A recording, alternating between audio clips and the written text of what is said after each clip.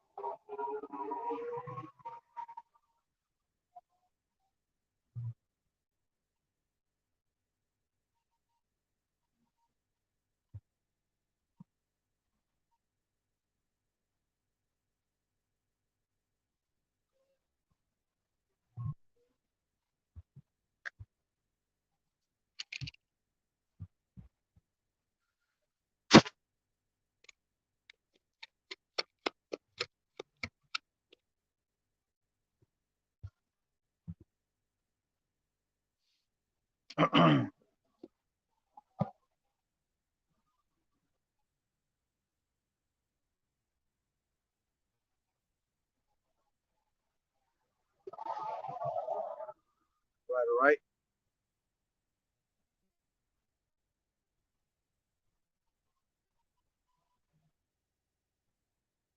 Shalom, shalom.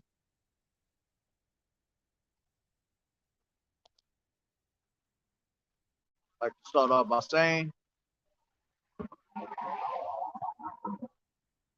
Barakatah Yahweh, Barakatah Yahweh Shai, Paul Halo and La Yahweh, Bahashem Yahweh Shai, Bahashem Rakaka Kadash, Wadi Yahweh, Bahashem Yahweh Shai, for rested upon me to make this lesson.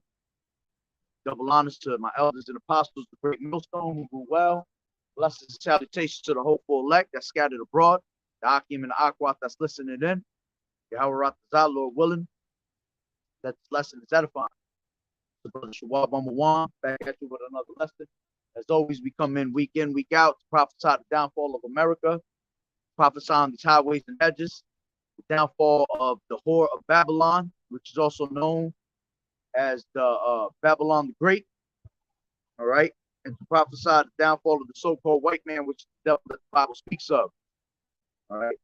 And I just actually did camp like half hour ago, 40 minutes ago, and on the way home, I was thinking about how people gonna really be in curses until we perish, man.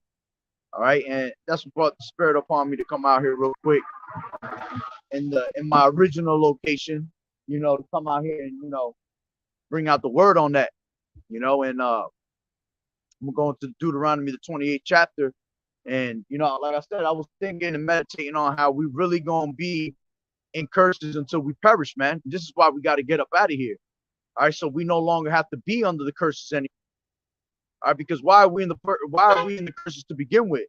All right, we're in the curses to begin with because we went off, because we were sinning. All right, we forsake the Lord.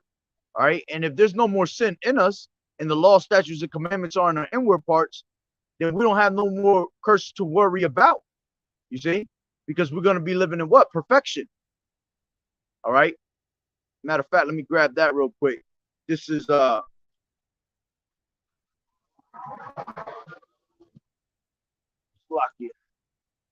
This is 1 Corinthians 15.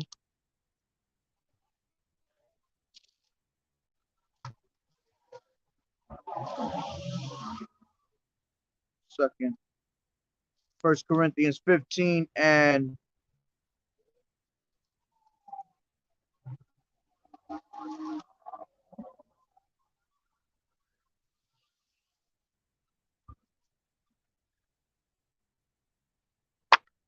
this is 1 Corinthians 15 and 52. And it says, in a moment, in the twinkling of an eye, at the last trump, for the trumpet shall sound, and the dead shall be raised incorruptible, and we shall be changed.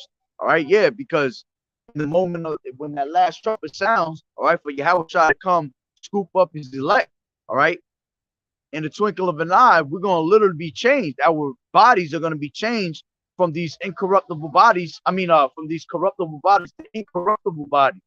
All right, this is Philippians Salakia. This is Philippians 3 and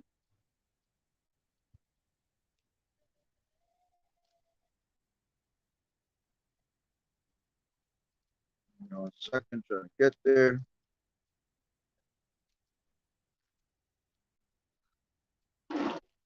Being a process. This is Philippians 3 and 20. And it says, for our conversation is in heaven, from whence also we look for the Savior, Yahushua HaMashiach, who shall change our vile bodies, that it may be fashioned like his glorious body, according to the working whereby he is able to even subdue all things unto himself. You see, so we're going to be changed from our vile ass bodies to incorruptible bodies, man. All right, bodies that have no sin in them. Okay, which that was the actual. That's what the second covenant's about. Let's grab that. This is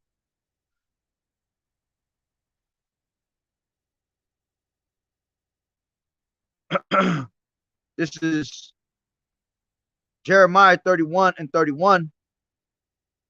And it says, behold, the days come, saith the Lord, that I will make a new covenant with the house of Israel and with the house of Judah. All right, meaning northern kingdom, southern kingdom. All right, not according to the covenant that I had made with their fathers in the day that I took them by the hand to bring them out of the land of Egypt, which my covenant they break, although I was a husband unto them, saith the Lord Yahweh. But this shall be the covenant that I will make with the house of Israel after those days, saith the Lord Yahweh. I will put my law in their inward parts and write in their hearts, and will be their power, and they shall be my people. And they shall teach no more every man his neighbor and every man his brother, saying, now know the Lord Yahweh, for they shall all know me, for from the least of them unto the greatest of them, saith the Lord Yahweh Bashem Yahushai. For I will forgive their iniquity, and I will remember their sin no more. You see? So when the time comes, this is why we're going to be able to live forever, because the wages of sin is death. And if there's no sins among us, then there's no way that we're going to be able to be put to death. We're going to live forever, eternally. All right. So 2 Corinthians 15 and 52, in a moment, in the twinkling of an eye, at the last trump, for the trumpet shall sound, and the dead shall be raised incorruptible, because the dead is going to be raised first. Those that died in the name of righteousness are going to be the first ones to be actually beamed up into them chariots. All right, they're going to be on the chariots before those that are still alive. Okay, and it says, matter of fact, let me grab that to prove it. This is Hebrews 8 and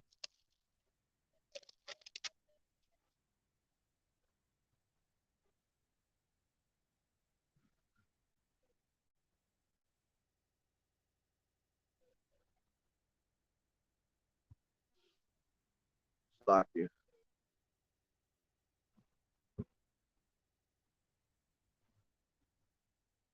Now shall raise the dead. Now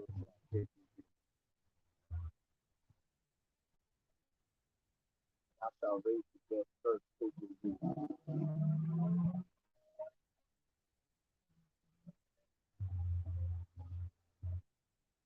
This is First Thessalonians 14 and 16, and it says, for the Lord himself, the Lord Yahushua himself, shall descend from heaven with a shout, with the voice of the archangel, and with the trump of Yahweh, and the Salakah, and with the trump of the Alahim, all right, the angels, and the dead in Hamashiach shall rise first. Then we which are alive and remain shall be caught up together with them in the clouds to meet their Lord in the air, and so shall we ever be with the Lord. You see, so we're going to be what? We're going to be those that are dead, that died in the name of righteousness of Yahweh Shah, man. They're going to be beamed up into those chariots first. Shalom, brother. Yahweh Bashem Yahweh Shah Barakatah. All right, so let me just grab this real quick. This is Hebrews 8:5, who serve unto the example and shadow of heavenly things, as Moses was admonished of Yahweh when he was about to make the tabernacle. For see, saith he, that thou make all things according to the pattern showed to thee in the mount. But now has he obtained a more excellent ministry, by how much also he is the mediator of a better covenant, which was established upon better promises. For if that first covenant had been false, then should no place have been sought for the second. All right, yeah, because if we would have just kept it, if we would have been in line and in order and never forsake the Lord, man, there would be no need for that second covenant of us having the law, statutes, and commandments in our inward part. Because if we would have kept it to begin with, we would have never had to go into the in the ways of death. You see, and it says, for if the first covenant had been faultless, then should no place have been sought for the second. For finding fault with them, he saith, behold, the days come, saith the Lord Yahweh, when I will make a new covenant with the house of Israel and the house of Judah, not according to the covenant that I made with their fathers in the day when I took them by the hand, when I took them by the hand to lead them out of the land of Egypt, because they continued not in my covenant, and I regarded them not, saith the Lord Yahweh Shem Yahushua. For this is the covenant that I will make with the house of Israel after those days, saith the Lord. I will put my laws into their mind and write them in their hearts, and I will be to them a power, and they shall be to me a people. You see, repeating the same thing that we just read in in Jeremiah, the 31st chapter. Okay, and it's telling you in the Old Testament, and it's telling you in the New Testament. All right, and that's how you know that the Old Testament cannot be thrown away, man. The New Testament going hand with the Old Testament going hand with the New Testament. All right, everything written aforetime was written for our learning. All right, so going back to 1 Corinthians 15:52, in a moment, in the twinkling of an eye, at the last trump, for the trumpet shall sound, and the dead shall be raised incorruptible, and we shall be changed. For this corruptible must put on incorruption, and this mortal must put on immortality. Now, how do you do that? How do you put on incorruptible from corruption, man? By the renewing of your mind. All right, let's grab that. This is Romans.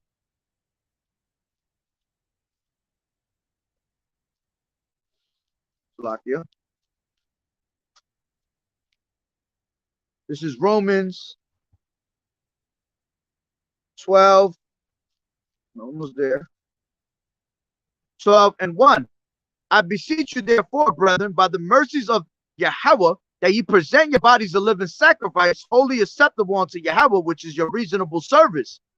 And be not conformed to this world, but be ye transformed by the renewing of your mind, that ye may prove what is that good and acceptable, perfect will of Yahweh B'Shem Yahushua. You see? So by the transforming of your mind is how you're going to put yourself from corruption into incorruption. Okay? This is Ephesians 4:21. 1 second. Ephesians 4:21. And it says, I'll start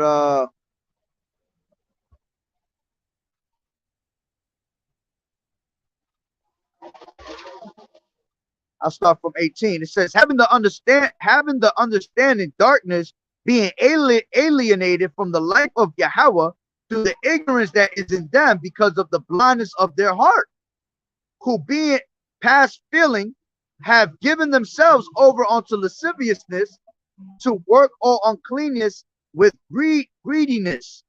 But ye have not so learned Hamashiach, if so be that ye have heard him and have been taught by him, as the truth is in Yahushua Hamashiach, that ye put off concerning the former conversation, the old man which is corrupt according to the deceitful lust, and being renewed in the spirit of your mind, and that ye put on the new man after Yahweh is created in righteousness and true holiness. Wherefore, putting away lying, speak every man truth with his neighbor, for we are members of one another. Be ye angry and sin not. Let not the sun go down upon your wrath, neither give place to the devil. Let him that stole steal no more, but rather let him labor, working with his hands the thing which is good, and that he may have to give to him that needeth. Let no corrupt communication proceed out of your mouth, but that which is good. It says to the use of edifying, that it may minister grace unto the hearers, and grieve not the Holy Spirit of Yahweh, whereby ye are sealed unto the day of redemption. Let all bitterness and wrath and anger and clamor and evil speaking be put away from you with all malice, and be ye kind to one another, tenderhearted, forgiving one another, even as Yahweh Hamashiach's for Hamashiach's sake has forgiven you. See, so this is how you put away that corrupt mind, man, by transforming the ways of your mind. All right, you were once walking in the ways of Babylon the Great, but now you're no longer walking in the ways of Babylon the Great. Now you're walking in the ways of righteousness. All right. So going back, matter of fact, let me grab one more scripture that came to mind. This is Second Ezra.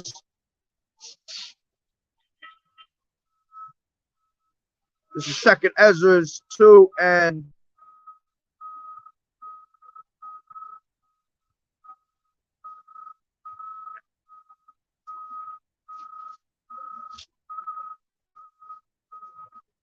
2nd Ezra 2 and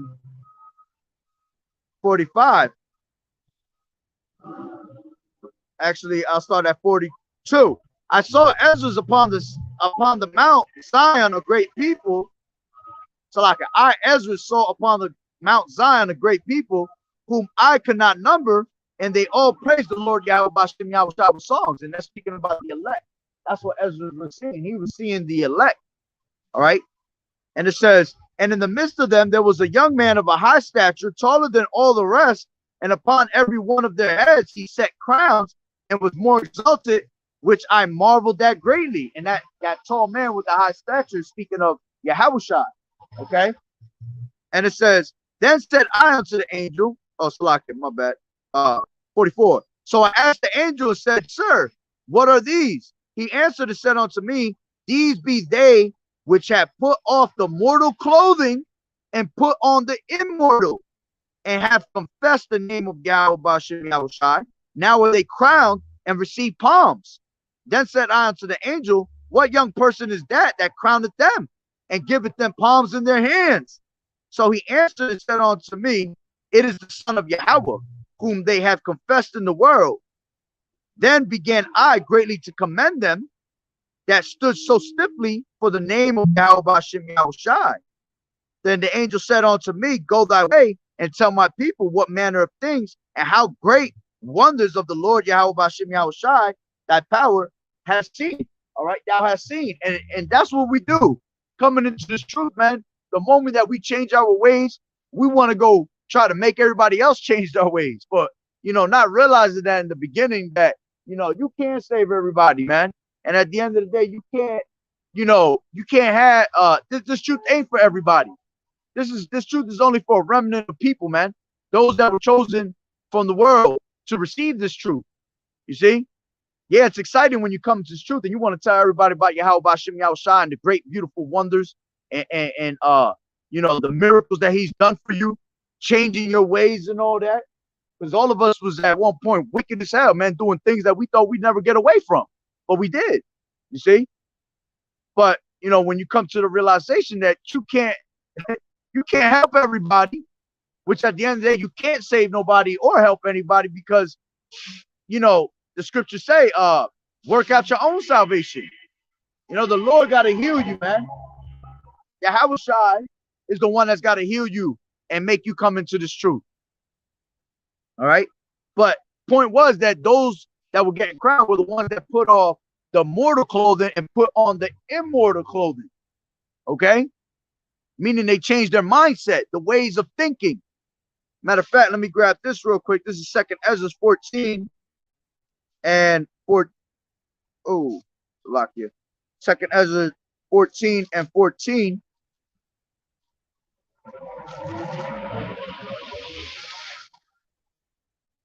Second Ezra 14 and 14. And it says,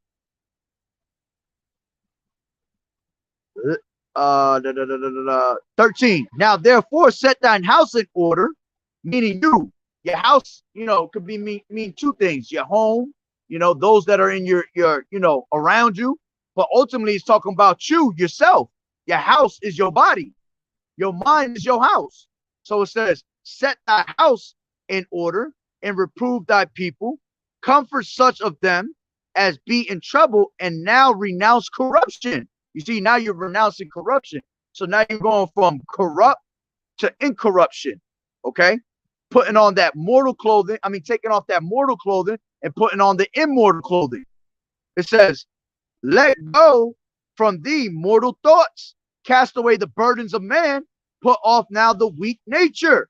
And set aside the thoughts that are most heavy unto thee. And haste thee to flee from these times. You see? So you want to put off that weak nature, man, the mortal thoughts, and now walk in the way of righteousness, the righteous thoughts, having your mind set in a holy conversation. Okay? So let me go back to Shalom, Yahweh Bashem, Yahweh Shah, Barak, sister. This is 1 Corinthians 15 and 52.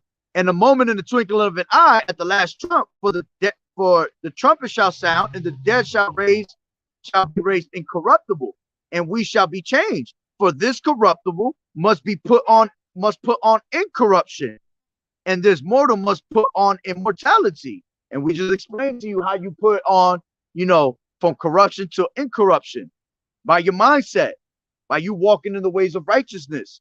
Then it says, so when this corruptible shall have put on incorruption, and this mortal shall have put on immortality, then shall be brought to pass the saying that is written, death is swallowed in victory. O death, where is thy sting? O grave, where is thy victory?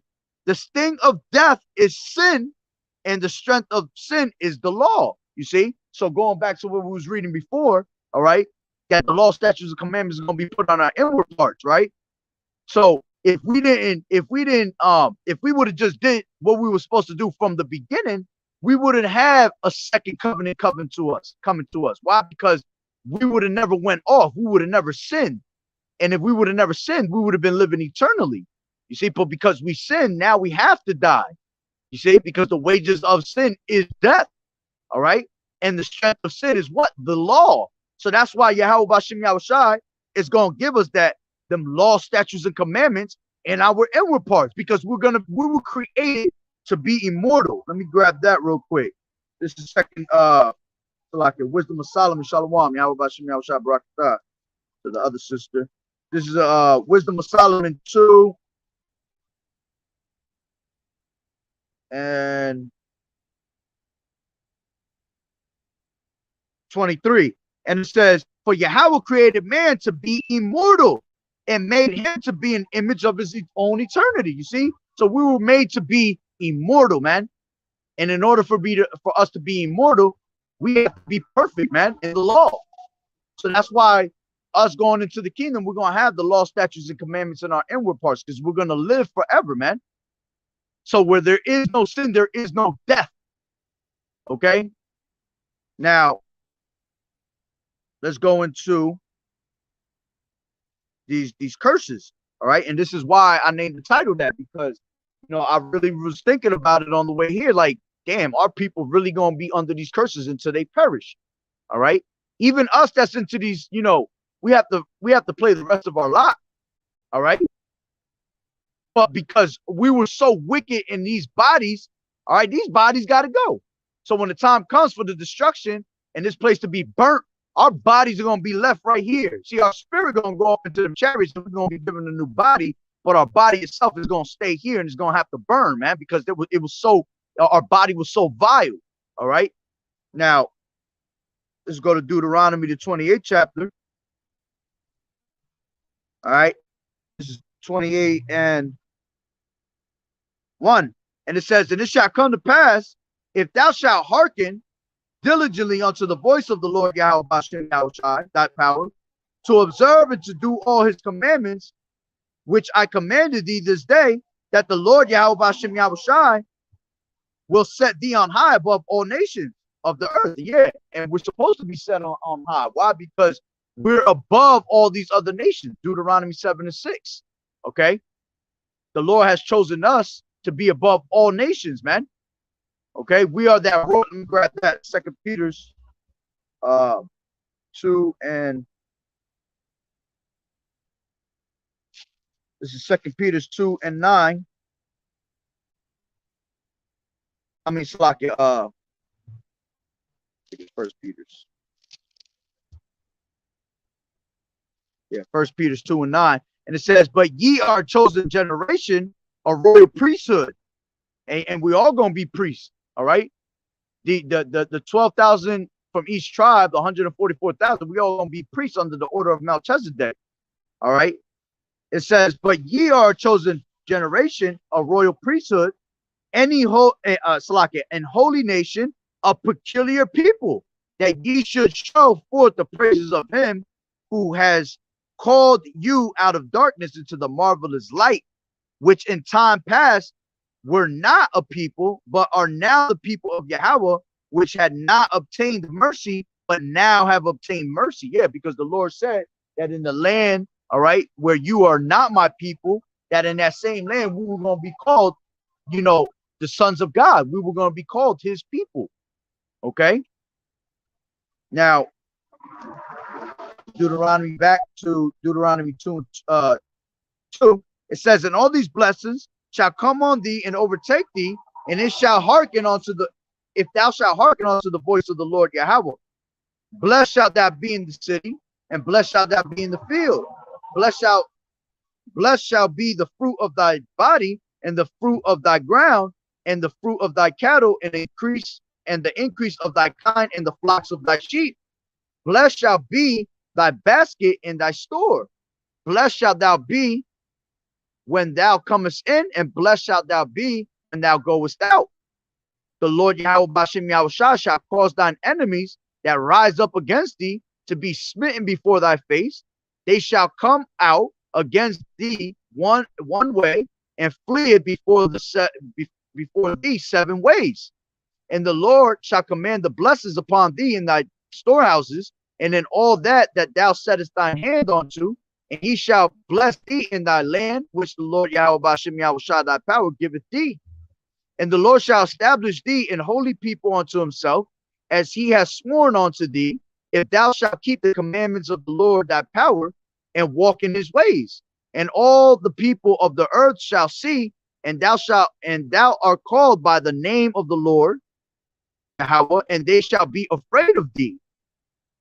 And the Lord Yahweh Bashem Yahushua shall make thee plenteous in goods, and in fruit of thy body, and in the fruit of thy cattle, and in the fruit of thy ground, and in the land which the Lord Yahweh Bashem Yahushua swore unto their fathers to give thee.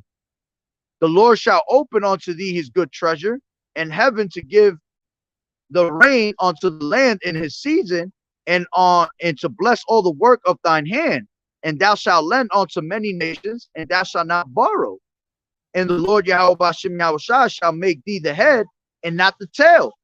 And thou shalt be above only, and thou shalt not be beneath, if thou hearken unto the commandments of the Lord and thy power, which I command thee this day to observe and to do them. And thou shalt not go aside from any of the words which I command thee this day, to the right hand or to the left, to go after other gods to serve them. See, so the Lord clearly told you what was the blessings that we were going to receive, man. How we were going to be above all the nations, how we were going to be the head and not the tail. You know, people were going to follow us. We were going to show these different nations how great of a people we are, and how great Yahweh Bashem Yahushua is. He was going to bless our lands, bless our children, all right? Bless us with the fruit that we need, all right? The food, all right? What else it said? It said, You know, he was going to give us the treasures, you know, all the things that we need in life, the necessities of life. Okay, which he still gives it to us because we got to live, but we're not blessed in these things. But see, now it's going to tell you what happens when you went off and you started to forsake the Lord. All right, let's go on to that. This is 15. It says, but it shall come to pass, if thou wilt not hearken unto the voice of the Lord Yahweh Bashem Yahushai, to observe to do all his commandments and his statutes, which I command thee this day, that all these curses shall come upon thee and overtake thee. All right. So we were off. All right. We was going to what? We're going to be cursed with all these different curses upon us. Right. And it says, cursed shalt thou be in the city, and cursed shalt thou be in the field. All right. And this is why our people are caught up in what? In all these ghettos. All right. We bunched up on top of each other while the so-called white man and all these other heathens are living comfortably, man. All right. They living in open fields, acres of land. We sitting here stuck in the ghettos, you know, right on top of each other, suffocating each other. You're not supposed to live like that, man. Not one of us is supposed to be living like that. You're supposed to have your own land. This world is so big that each person can have their own land. Don't be fooled when Esau tell your ass that, yeah, we running out of room in America, or we running out of room in the earth. The earth is too overpopulated. Listen, these people ain't even explored the whole entire earth, man. They haven't even explored all the oceans. You see, all the water. It's all a lie, man.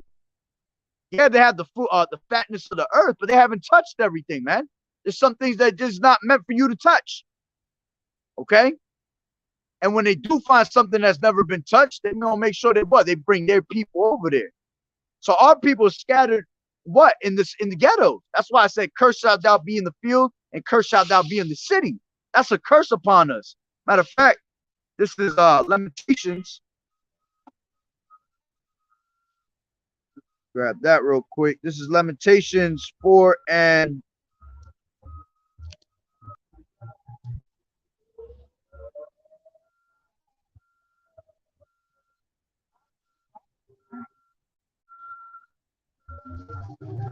Slack it. What I want.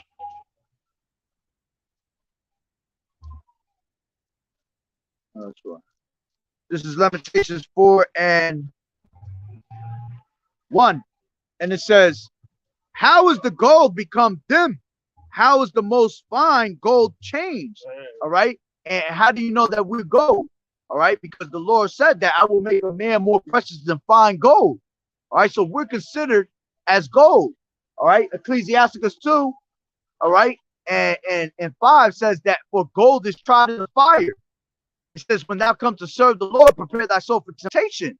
You know, take cheerfully when you're brought down to a low state. All right. For gold is tried in the fire. So we are compared to as gold. And this is talking about the Lord's people, so-called Negroes, Latinos, and Native American Indians. All right. That's who it's talking about. So it says, how is the gold become dim? How is the most fine gold changed? The stones of the sanctuary, yeah, because we're all each lively stones. We're all stones to the tabernacle of David. All right. We're all one piece of we're all body parts in the body of Yahushua. Okay. So it says, how is the gold become dim? How is the most fine gold changed? The stones of the sanctuary are powered out into the top of every street. You see, they in the tops of every street, hiding in these ghettos, man, stuck in these ghettos. It says, the precious sons of Zion, comparable to fine gold, how are they esteemed as earthen pitchers in the work of the hands of the potter? Even the sea monsters draw out the breast. They give suck to their young ones. The daughter of my people is become cruel, like the ostriches in the wilderness. And the tongue of the sucking child cleaveth to the roof of his mouth for thirst. The young child asks bread, and no man breaketh it onto them. All right. And that's going into our women. How our women, all right, they pretty much what? Our women leave their children just, you know, running around like it ain't nothing.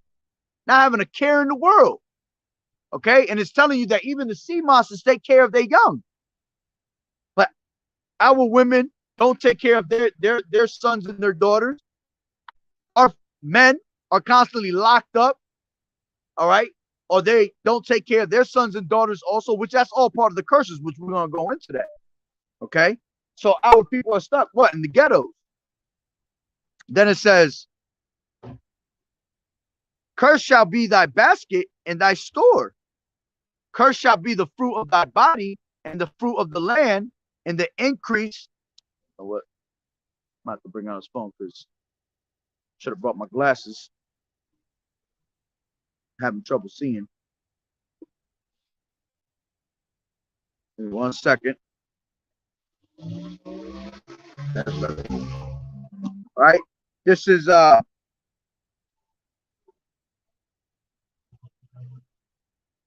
back to 16. Cursed shalt thou be in the city, and cursed shalt thou be in the field. Well, let me make my screen brighter. There you go.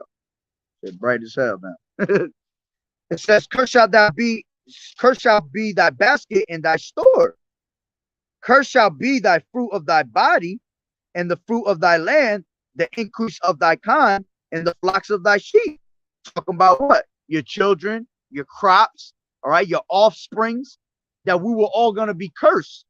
You see how the Lord said that these things will be blessed unto you if you did righteously, but if you did wickedly, it was going to be a curse unto you. Okay. It says, cursed shalt thou be when thou comest in, and cursed shalt thou be when thou goest out. And that's why if a man say that he has no sin in him, he deceive himself, because you're cursed the moment you come in. All right. The moment you're born in iniquity. Okay. As a matter of fact, let me grab that in Job. As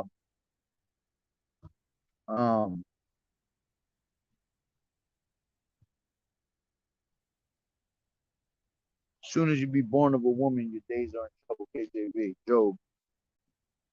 This is Job 14:1, and it says, man that is born of a woman is of a few days and full of trouble. You see, meaning what? That you're not going to be living long out here because you're cursed. Automatically, when you're born, you're in trouble, especially our people, because we're the most hated people on this earth, man. Why? Because we are the chosen people of Yahweh B'Shem Yahushai. All that is going to change, though. Okay? So now it says, cursed thou be when thou comest in, cursed shalt thou be when thou goest out. It says, the Lord shall send upon thee cursing, Salakia, vexation, rebuke, and all that thou settest thine hand onto Salakia, and all that thou settest thine hand onto for to do, until thou be destroyed, and until thou perish quickly, because of the wickedness of thy doings, whereby thou hast forsaken me. All right, so the Lord is going to what? Send confusion among us. All right, he's going to send curses among us. Okay, frustrations among us, difficult times among us. All right, does not Jake, so-called Negroes, Latinos, and Native American Indians live in constant confusion, constant frustration? We can never get above these damn people. No matter how hard and how good we do, we still always at the bottom of society somehow, man. Because that's what the Lord said will happen, man. Just read that again. It says, the Lord shall send upon thee cursing, vexation, and rebuke, and all that thou settest thine hand unto for to do, until thou be destroyed. You see? And that's these curses following you until you be destroyed. Okay? And it says, and until thou perish quickly, because of the wickedness of thy doings, whereby thou hast forsaken me. Okay? So, you know, until we be destroyed, we're going to continue to be doing evil, being abandoned. All right? Yahweh B'Shem Yahushua is going to send evils among us, abandon us. Okay? Then it says, the Lord Yahweh shall make the pestilence cleave unto thee, until he have consumed thee from off the land, whether thou goest to possess it. All right? Are we not constantly caught up in disease? You got people dying from heart diseases, cancer, all right, STDs. All right, this is all pestilence that was put upon us. Matter of fact, the Lord said that in 2nd Ezra, the 15th chapter, especially more than ever now. You know, people dying of all types of diseases, man. Even diseases we never fucking heard of. Even diseases that are man-made, invented. All right? The Crown Vic, AIDS. These are all man-made, you know, diseases. They're given onto the wicked. Those that walk around being sodomites, dying from AIDS, you know, because they're doing shit that they're not supposed to be doing. Are people dying from cardiovascular disease, diabetes, because they eating pork, you know, eating that seafood, that shit that's killing you slow, man. But Esau sit there and tell you, oh man, this is good food for you. He'll make it cheap for you because we're poor as hell. We can't afford basically the lifestyle of this place. That's why we get kicked to the curb and we got to eat what? Trash, man. Things that are killing us on a daily basis. All right. It says, the Lord Yahweh Ba'ashem Yahushai shall smite thee with a consumption and with a fever and with an inflammation and with an extreme burning and with the sword and with blasting and with mildew, and they shall pursue thee until thou perish, man. All right. Matter of fact, let me grab that. Let me see if that, I think mildew goes into mold. 1 second.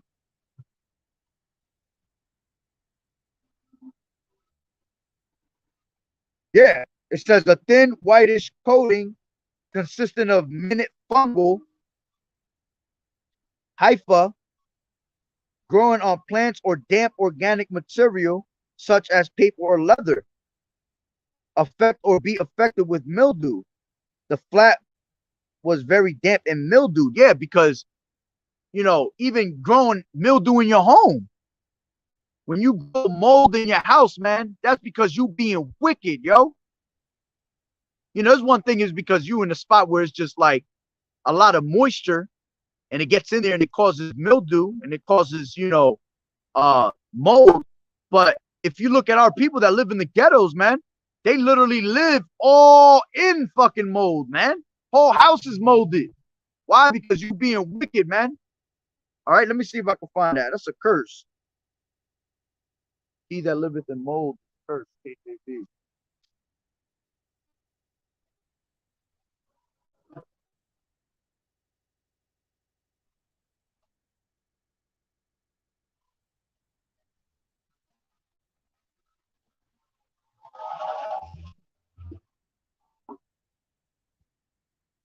It says,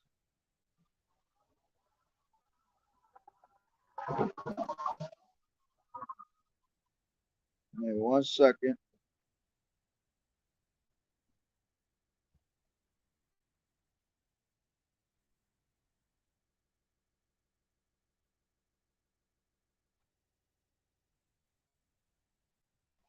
This is Leviticus 14:33, and it says, and the Lord Yahweh Ba'ashem Yahushua spake unto Moses and unto Aaron, saying, when ye be come into the land of Canaan, which I give you for a possession, and I put the plague of leprosy in the house of the land of your possession, and he that owneth the house shall come and tell the priest, saying, it seemeth to me that there is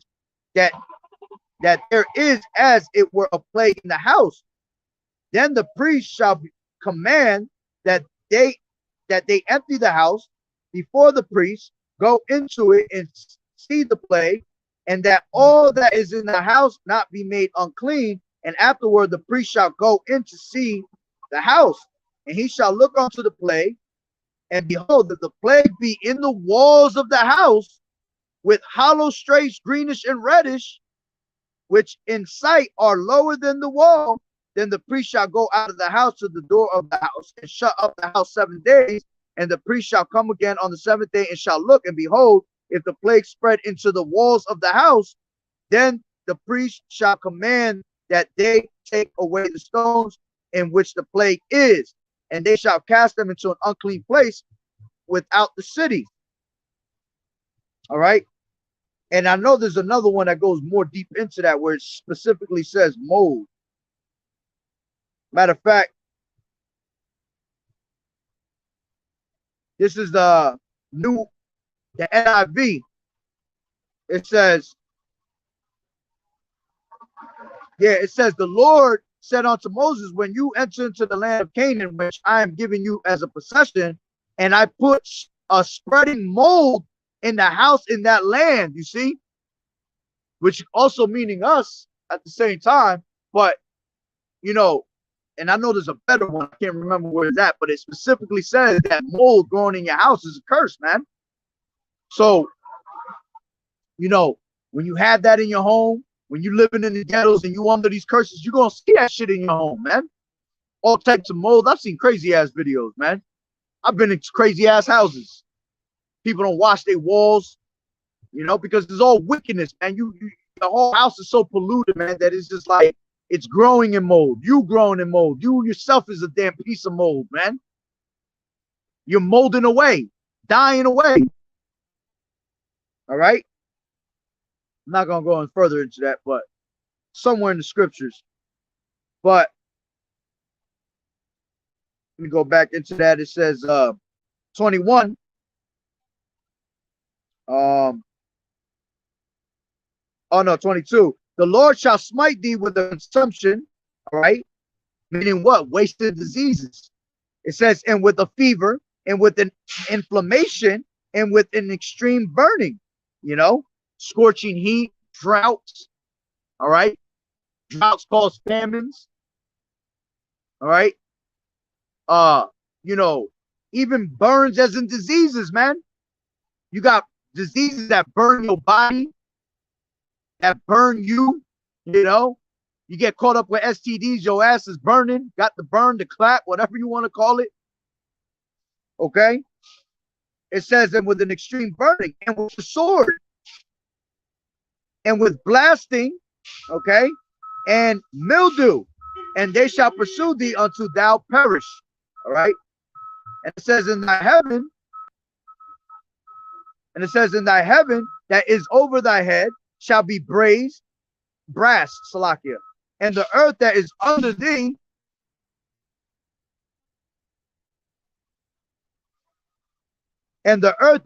thee shall be iron. All right? Meaning what? The heavens, meaning that it will be brass, that your skies, the skies is going to be polluted, man. All right? Are we not constantly in chemtrails and shit like that? Can't even breathe normal air. You see? It says, and the Lord shall make the rain of thy land powder and dust. All right? Yeah. Rain is all messed up. We don't get rain when we supposed to water our crops. All right. As a matter of fact, let me grab that. This is 2nd Ezra 15. All right. And also, when I hear that, I think about the truth, because this truth is considered as the rain. All right. So us getting this truth is what? Is polluted, it's confusion. Why? Because we were taken away from our heritage. We forsake the Lord, so the Lord made sure that he smite us with blindness and confusion, man, to the point where we didn't know who the hell we was. All right, but going into the crops, this is 2nd Ezra 15 and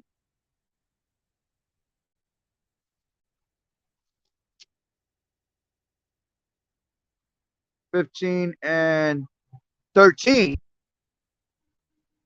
And it says, they that till the ground shall mourn, for their seed shall fail through the blasting and hail and with a fearful constellation. You see? So farmers can't even grow their crops properly. Us being farmers ourselves, because that's something that we know how to do, man. We know how to use the land to get what we need out of it. But we can't even get that. Why? Because we're under these curses. So our crops fail, okay? You try to grow something in your backyard, man, it's all messed up because the seasons is messed up, which ultimately comes from this damn devil destroying the land. Okay? So going back,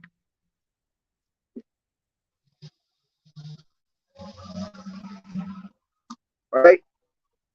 Lock here. It says, the Lord Yahweh Bashem Yahushua shall make the rain of thy land powder and dust. From heaven shall it come down upon thee until thou be destroyed. It says, the Lord Yahweh Bashem Yahushua shall cause thee to be smitten before thine enemies. Thou shalt go out one way against them, and flee 7 ways before them, and shall be removed into all kingdoms of the earth. You see? And that's why our enemies are constantly killing us, man. Constantly wiping us out.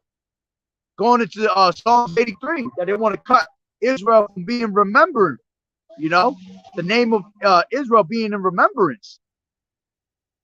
Because we forsake the Lord. So the Lord, what? Delivered us onto our enemies. Okay?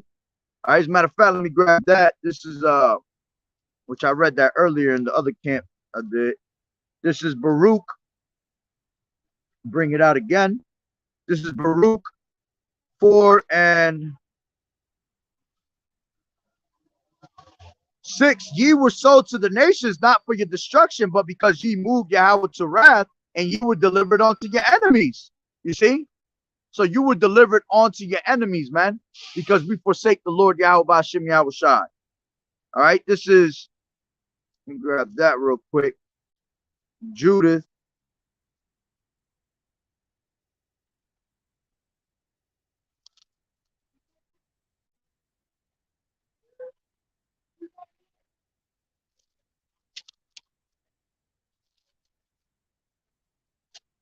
Give me 1 second.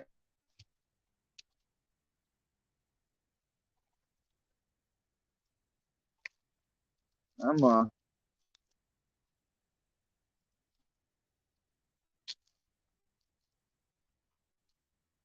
man, let me grab my phone. This is Judith.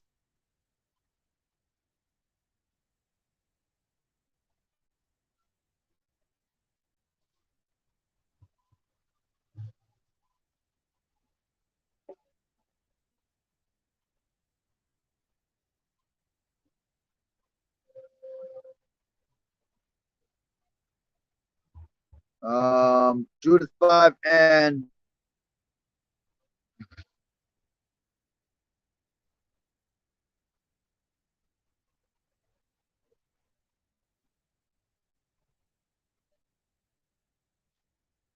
17. And whilst they sinned not before their power, they prospered because the power, because Yahweh hated iniquity, was with them. But when they departed from the way which he appointed them, going back into what? Them law, statutes, and commandments that were given unto us.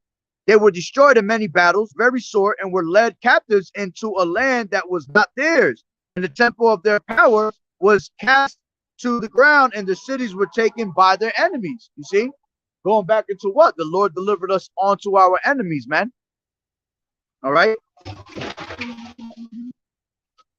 So going back, 28 and 25, the Lord Yahweh Bashem Yahushua shall curse thee to be slain before thine enemies.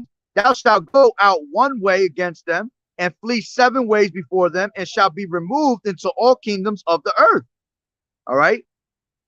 And it says, and thy carcass shall be meat unto all fowls of the air, and unto the beasts of the earth, and no man shall fray them away. And this is why our people were always hung on trees, man. All right. We were constantly hung on trees. We laid there until the fucking crows and vultures ate us away, ate our faces away, ate our skin away. All right. You ain't see none of these people going through that shit. You ain't see none of these other nations going through that. Our people went through that, man. So-called Negroes, Latinos, Native American Indians. They were getting hung by trees, man. They were getting hung on trees, Salakia, by their enemies. And it says, and the Lord Yahweh Bashem Yahushua will smite thee with the botch of Egypt, and with the emerods, and with the scab, and with the itch whereof thou canst not be healed. You see, going into all these different diseases, basically plagues, man, which Egypt today is America spiritually. All right. That's why the Lord said, I will hit them with plagues as before. Okay, let me grab that. This is Second Ezra's.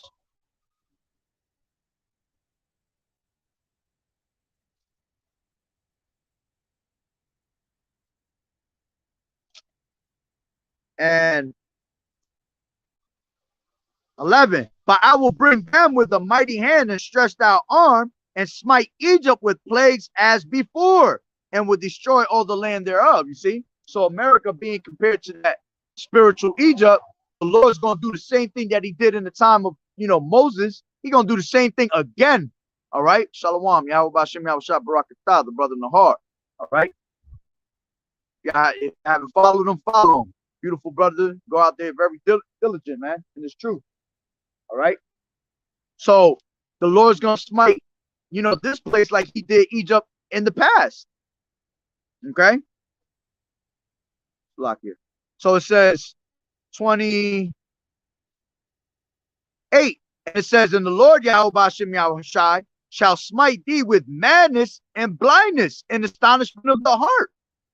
This is why you see our people bugged out, walking around these streets, talking to themselves, which ultimately that's just demons on your mind, man. You're plagued by demons. But our people are constantly talking to themselves. You'll catch them as bums on the street, talking to boxes and shit, pushing a cart with mad pillows and blankets on it, clothes, probably got straight, bed bugs in it, all that shit, man. All of our people, not just, a particular group, man. All so-called Negroes, Latinos, and Native American Indians going through that. And that's because why we forsake the Lord. So we were smitten with blindness. Even ourselves, all right, we were smacked with confusion and blindness because we didn't know who we were at one point. But the Lord took that away from us, man. He healed us. You see? That's why he said, let me grab that real quick. This is Matthew.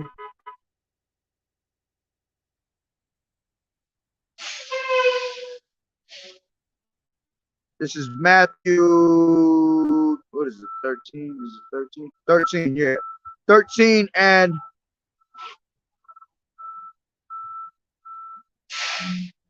1 second.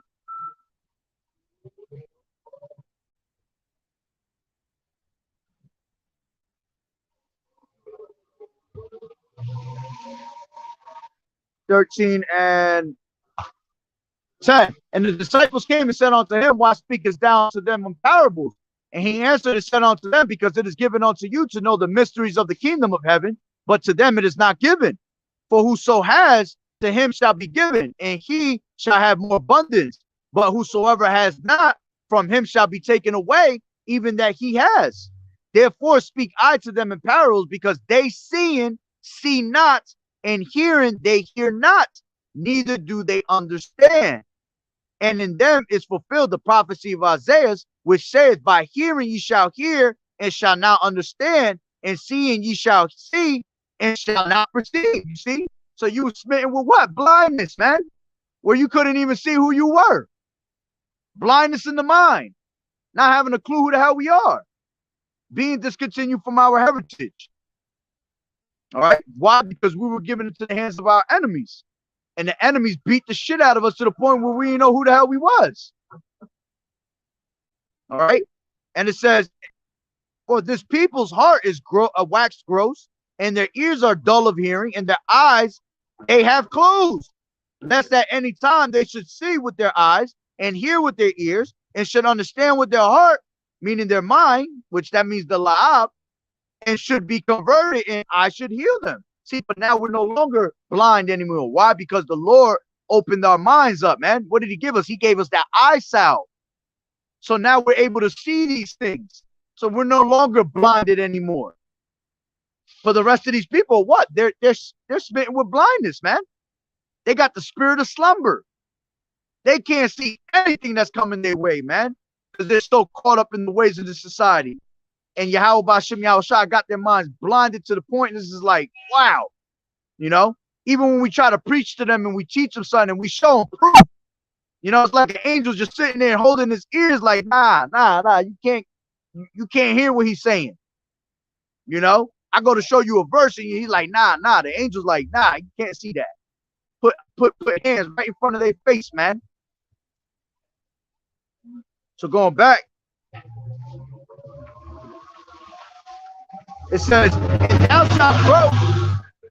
and thou shalt grope at noonday, as the blind gropeth in darkness, and thou shalt not prosper in thy ways, and thou shalt be only oppressed and spoiled evermore, and no man shall save thee. And we're oppressed every single day, man.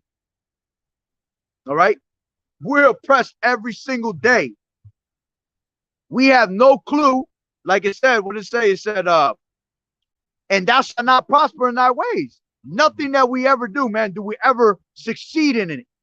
Even these celebrities, man. You seen that shit as you seen Will Smith being used as an example. Pretty much he had everything. Look at him now. He at the bottom, losing everything. You see? Why? Because you're not meant to have it all. You're not meant to be living in this world successfully, because we're meant to be given the kingdom. We're meant to be rulers. We're meant to be nation building, man. Real rulership. So everything that we do on this side, it gets brought down to naught. Especially when you're a celebrity, this damn devil raises you up just to break your ass down, and he loves it. He loves it when he breaks you down. When your ass go back to that original state that you're supposed to be on, scum of the earth considered. You see? And then it says, thou shalt be betrothed, Salakia, thou shalt betroth a wife, and another man shall lie with her. Thou shalt build an house, and thou shalt not dwell therein. Thou shalt plant a vineyard, and shalt not gather the grapes thereof. Yeah. Everything that we do, all right, we build for these people, build for these Amalekites, all right? But none of us get to enjoy the shit that they got. None of us get to live in the houses that we built for them. We garden all these things, but none of us get to eat out of that shit. We bust our ass at work, but none of us get to enjoy them that money. Let me grab that real quick. This is Judith. I mean, not Judith. Haggai. This is Haggai.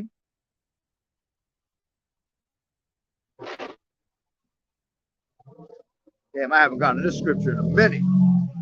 This is Haggai 1:6.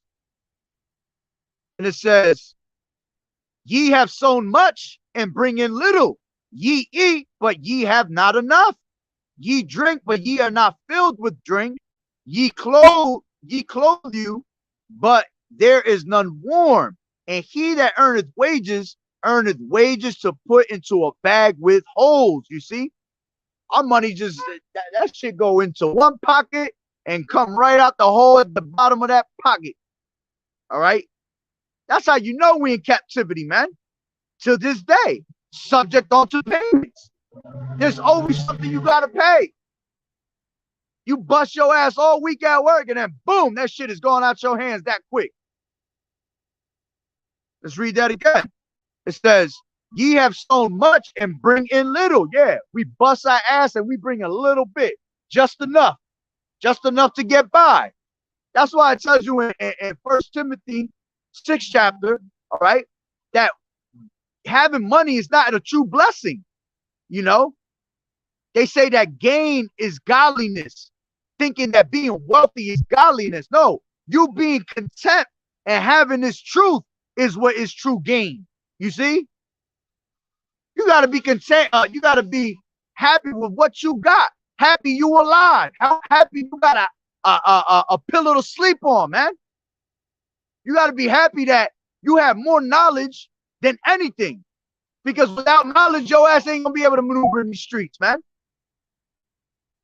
You're just gonna be a rich person that's just dumb as hell, spending your money everywhere. But see, when you have knowledge, man, you're able to take the little bit you got and you're able to stretch that out. You're able to, you know, provide for yourself, you know, intellectually. You know, you're able to provide yourself with the little bit you have. You're able to, you know, make it happen, have success, which ultimately is because you have Yahweh Ba'ashem Yahushua with this knowledge, man. And he's going to provide for you. So you don't have to ever worry about these little things. Okay? So it says, ye have so much and bring in little. Ye eat and but ye have not enough. Yeah. We eat, but we're barely surviving. Even when we eat, we so cursed that, you know, the scriptures say that we shall eat bread amongst defiled bread amongst the Gentiles and live. We eat all types of wicked ass, nasty ass, polluted food, man. Fucking food got demons on it, man.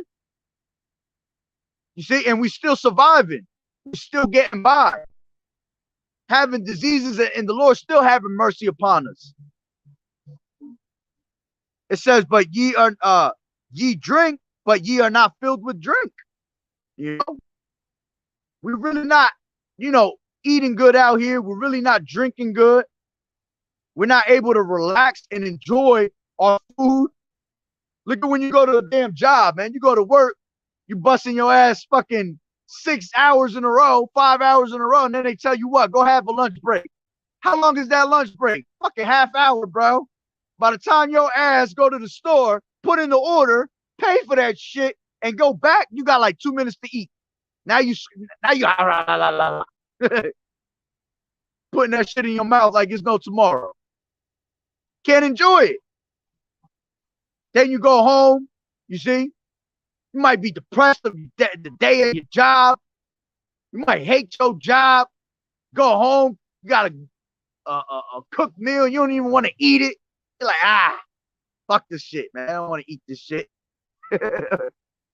You know? Because our food is defiled, man.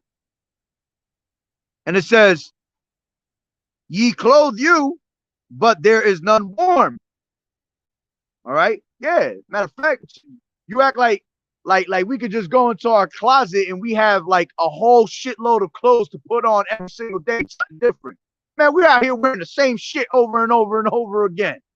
All right?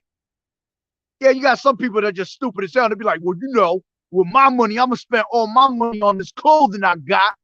$100 pair of pants, $200 shirt. Or you stupid. Because I could get that $200 shirt. I could get about 12 of those for $50 at the flea market or some shit. All right, but point is that, you know, you constantly wearing the same shit over and over and over again. You know, you're not like these rich motherfuckers that got all types of money. You can just spend money on everything and just throw that shit away like it ain't nothing. We got to conserve. And it says, and he that earneth wages put into a bag of holes. Yeah. Our money's spent like water, man. That shit goes into our hand, and as fast as it goes into our hands is as fast as it disappears out of our hands. Poof. Houdini. You want to see a magic trick? I have money. Now I don't. That's how fast your money come out of your hands, man. The moment you get paid, you got a whole bunch of bills to worry about first. Shit, I still haven't paid my gas bill. You see? I could care less because I know how to use the system and shit.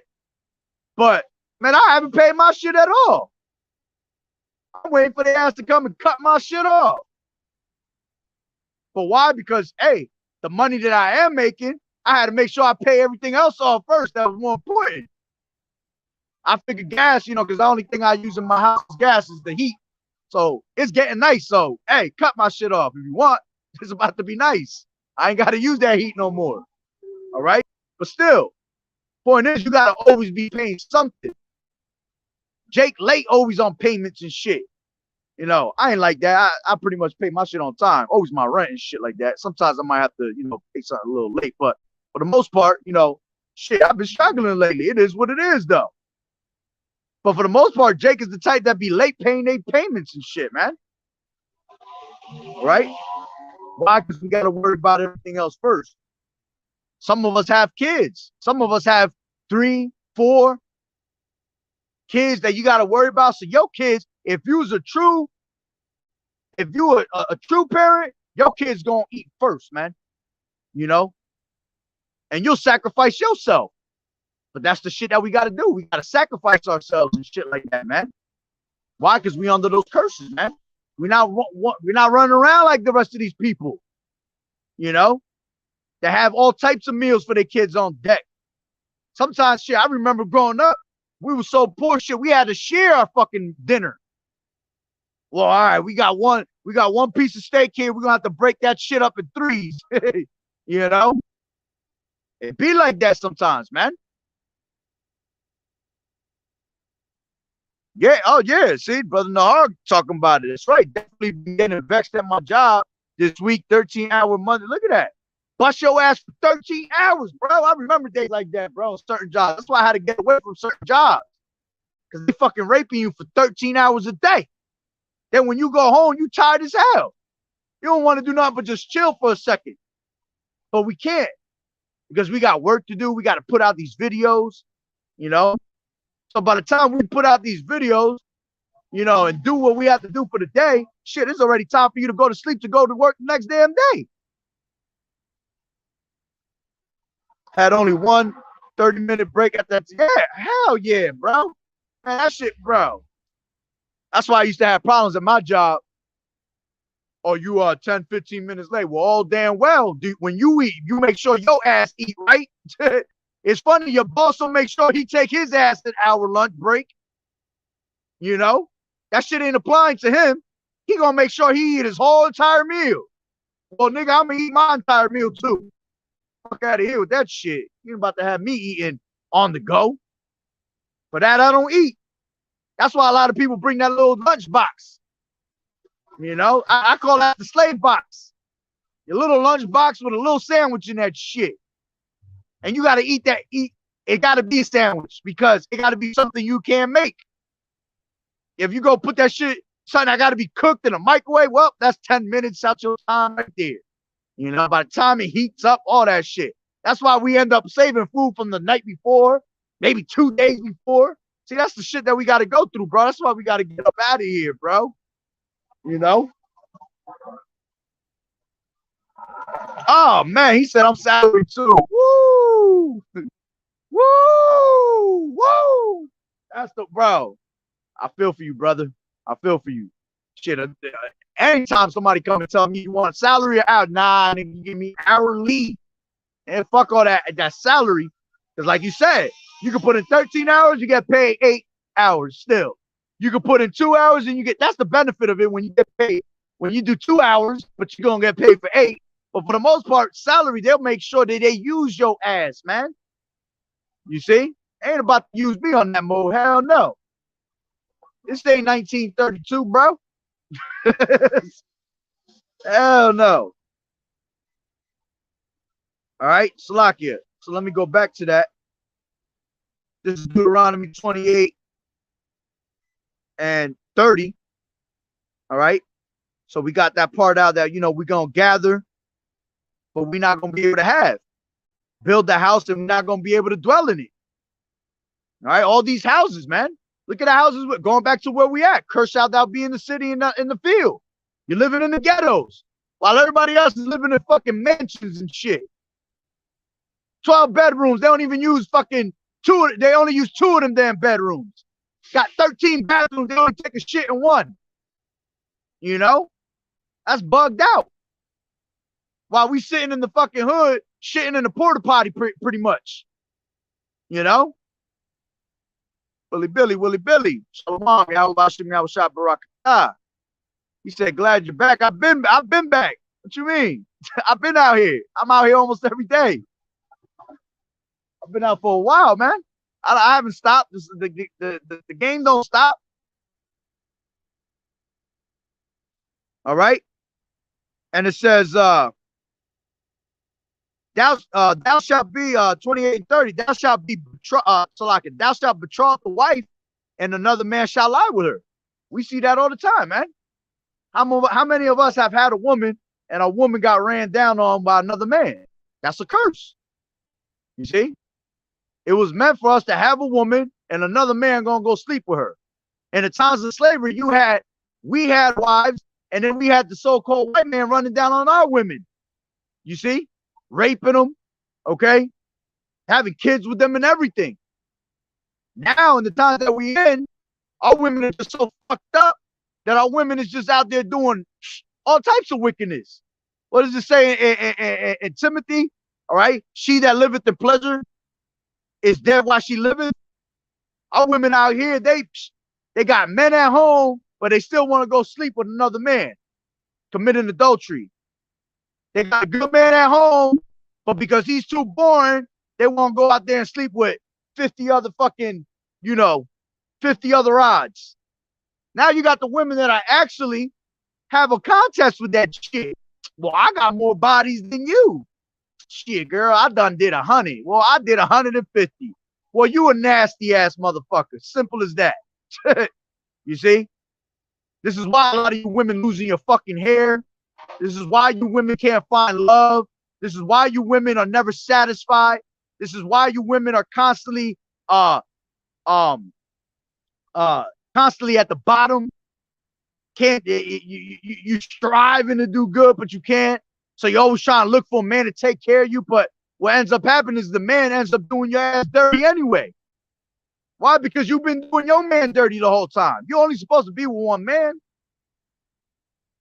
So it's a curse that our women will be with us, but another man will sleep with her. And you see that every day, man. That's a vibration that's pushed out through music, through movies,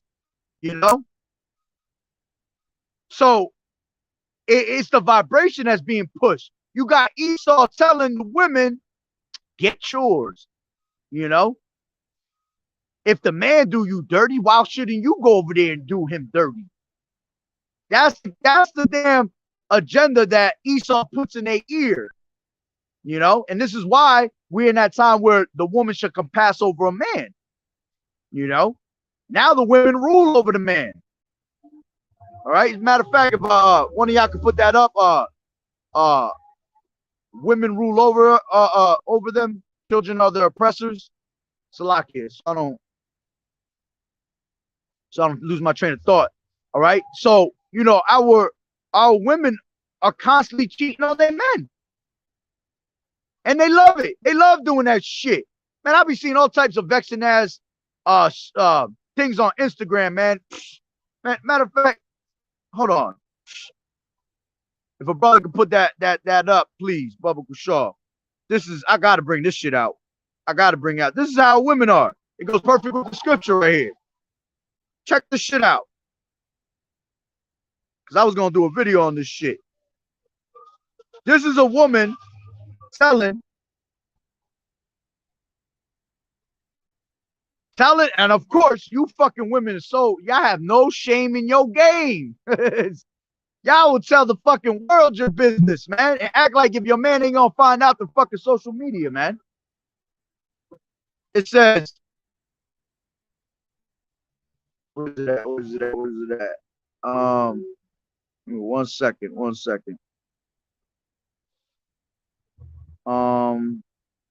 Where is it? Don't tell me that shit. I know I screenshot that shit. Word for word.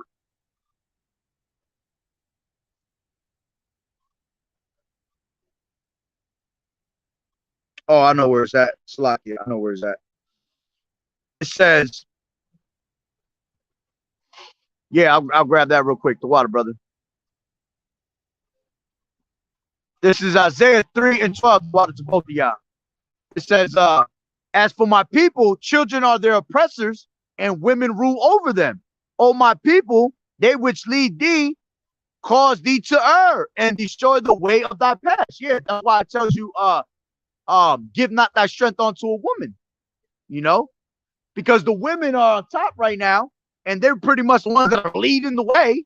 You fucking men have lost your damn scrotum and balls in aisle 9. All right. There, you allow the women to lead the way. So they cause you to err. You see? That's why it tells you in Ezra's first Ezra's 4th chapter, all right? Many have become slaves for women, have gone out there witch for women. You see? Why? Because women rule over you. Instead of you ruling over your woman, like it tells you in Genesis, the 3rd chapter, all right? That thy desire shall be thy husband, he shall rule over thee. All right, now it's the opposite. All right, because Esau has put that vibration, letting women, which he uses the women, our women, to destroy the man. Just read the Willie Lynch letters, man. The Billy Lynch letters. Nah, just read the Willie Lynch letters, man. That shit is crazy. Little ass book, got like 50 pages in it, but man, that book is powerful as hell. It ain't just the so-called black men they did that to. They do that with all the tribes, man. And all the women in our tribes, all right, they rule over us. Well, they don't rule over the men of the Lord. We know better, you know.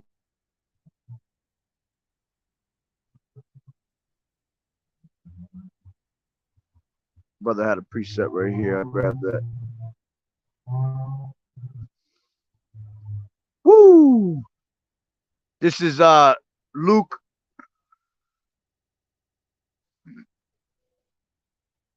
Nah, my channel ain't been down. These 2 channels been up for a minute. It's my other channels. My other 3 channels got terminated, but I've had these running for, man, I've been going strong for a while. This is Luke 16:21, and designed to be fed with the crumbs which fall from the rich man's table. Moreover, the dogs came and licked her sores, you know, which that goes into that was going into like Lazarus and all that, which Lazarus was representing Israel, right? And when it speaks about the moreover, the dogs came and licked her sores, meaning the other nations following after the same ways. All right. They were destroying us, the so-called white man, and then these other nations wanted to lick the sores, all right, and come and destroy us also. All right, but going into that, you know, it says that we be fed with the crumbs which fell for the rich man's table, you know. So we pretty much that's going to go into that too, to one of the curses, that we shall go and want for all things, you know, unto what? To these nations, to the so-called white man that's oppressing us every day. We're going to go to him for the want of all things, when we should be going to what? Yahweh Ba'ashem Yahweh Shai. All right. But let me grab this real quick on the women. Check this shit out. It says, let's talk about, this is a girl, all right? It says Shane's wife.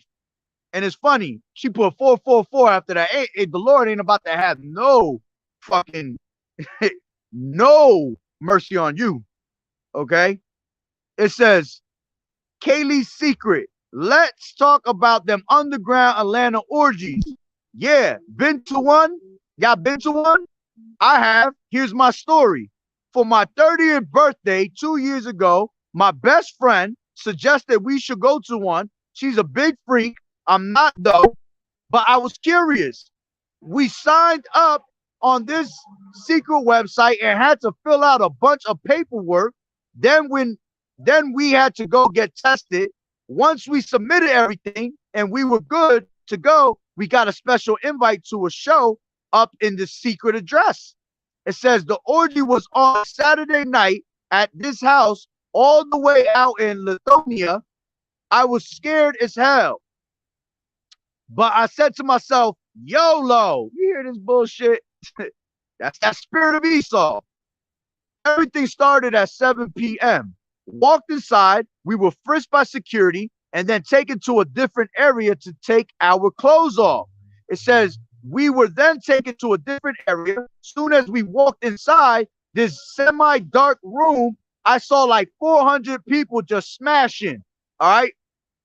Intercourse all over the place, man. Wickedness all over the place, right? It says craziest thing ever. Some weird music was playing, I bet, because I bet you that weird music was a straight vibration that they were putting in your ear. And all them people were definitely taking drugs, but she's going to mention that anyway. But those type of parties, they have all types of drugs. And then they put music like that because the music itself got a spirit on it. So the spirit jump on these people to do some wicked, crazy shit, man. And it says, some weird music was playing while nothing but moans and groans filled the air. Rooms smell like roses and incense. Yeah, that shit probably smell like straight fish. All right, garbage, smell like straight wickedness in the air. I don't know what roses and incense they was talking about. That's probably why they had to have incense to block out the true smell of that shit. And then it said it was like Babylon. It's funny she said that. It was like Babylon. Yeah, because this damn devil, again, is in reincarnation spirit, and he's bringing all them vibrations from the revival of the ancient Roman Empire, all right, and bringing it back. And that's what they used to do in those times, man. Have all types of crazy ass Greek fest orgies and shit like that, man. And it says, I felt weird and guilty. Yeah, because she has a man. And it says, I almost wanted to leave, but then this dude with a 10-inch came out of nowhere and started kissing me on my neck. He was sexy as hell. He took my hand and walked me over to a couch. And an hour later, I had 4 other dudes up in me. Oh, man. Then it says all types of drugs and alcohol were being passed around. I popped XTC, all right, which that goes into that's what do you call it? That's ecstasy, basically. All right. And it says and went even crazier. I think that night I had like 200 dudes run up in me. All right. And the word is not run up. It's you already know what the word is. All right. They done let off in her. So 200 different men let off up in her. Condoms were optional. So she telling you she ain't used no condoms, man. It says the orgy went on for like 10 hours, left the warehouse the next morning at like 7 a.m. I slept like 2 days in a row afterwards. No cap, but there were some celebs there. It says, only regret I have is I wish I would have known about these orgies before I got married. Hubby was away on a business trip. He figured money was more important than my birthday.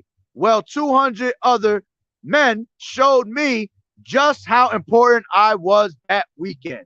Now, how fucking sick and wicked is that shit right there? You know, but nah, let me put it to you like this. The people of this society, they love shit like that, man. They love jumping in somebody else's shit. You know, they love being in other women that's been with a whole bunch of men. Why? Because they're watching too much goddamn porn, man. Which porn, if anybody's still watching that shit, you bugged out, because that's a spirit. That's a demon.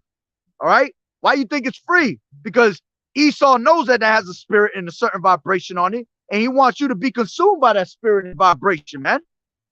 This is why these women are horn dogs, man. That's why these women can't keep their legs closed, because they see this porn, they desire to have what they see on porn, all right? And then they want to, they want to go from one man to another, try this man to another. Oh, well, this man is bigger. Well, while she smashed that man that was bigger, now his shit done opened her shit up. Now she want to go to another one because she need a bigger one than the last one she had. Next thing you know, she had their fucking giraffes and shit, man. That's how wicked our society is, man. Everything around us is oh man, it's vexation of the spirit. So, that goes into that same exact, verse I was just reading. You should betroth the woman, meaning you should be with a woman, but another man gonna lie with her because of the vibrations that's being pushed out. And Esau tells you that it's okay to do that. That's fucking horrible, man. That's disgusting. You know that woman caught some shit. I don't give a shit how many times they said that they had to get themselves checked, whatever. You know there was all types of sodomy bullshit going up in there. All right, vice versa with the women. And those are the ones that the Lord will give a disease to, man. Those that do wickedly like that. That's why you see AIDS, in a lot of these sodomites, and they dying off of that shit. Because you're doing something that's against the scriptures. You're doing something that's not supposed to be done, man.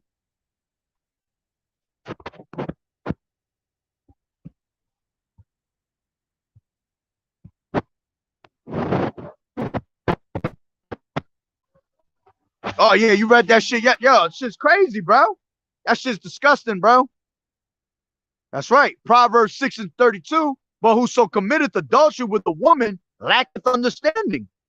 He that does it destroyeth his own soul. And I give you straight proof of that, bro. I know somebody, all right, that committed adultery, okay, and he no longer in the truth because of that shit. I know that for a fact. And, man, Lord took his spirit ASAP. Why? Because he knew better. You knew that's one of the dumbest things you could ever do, man, is commit adultery, man.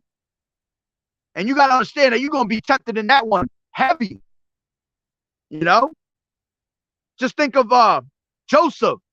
You had Pharaoh's wife, all right, trying to sleep with Joseph, man. And Joseph was like giving her the stiff on, like, back up off me. You know what I'm saying? He was trying to get away from her at all times. And you know she had to be fine or something. Because if it was the Pharaoh's wife, she had to be fine. But you see, he kept trying to avoid that, you know, move away from her to the point where her wickedness came out and she said, what she tried to do? She tried to set up Joseph. And then she said that, this man tried to rape me, tried to do this, tried to do that. Joseph ain't do none of that, man. Joseph just ain't want to sleep with her. And it made her more mad. It actually makes these women more mad when you don't commit adultery or do some wicked shit like that, man. Why? Because they see that you're a true man, you know? You ain't a true man because you go and sleep with another woman.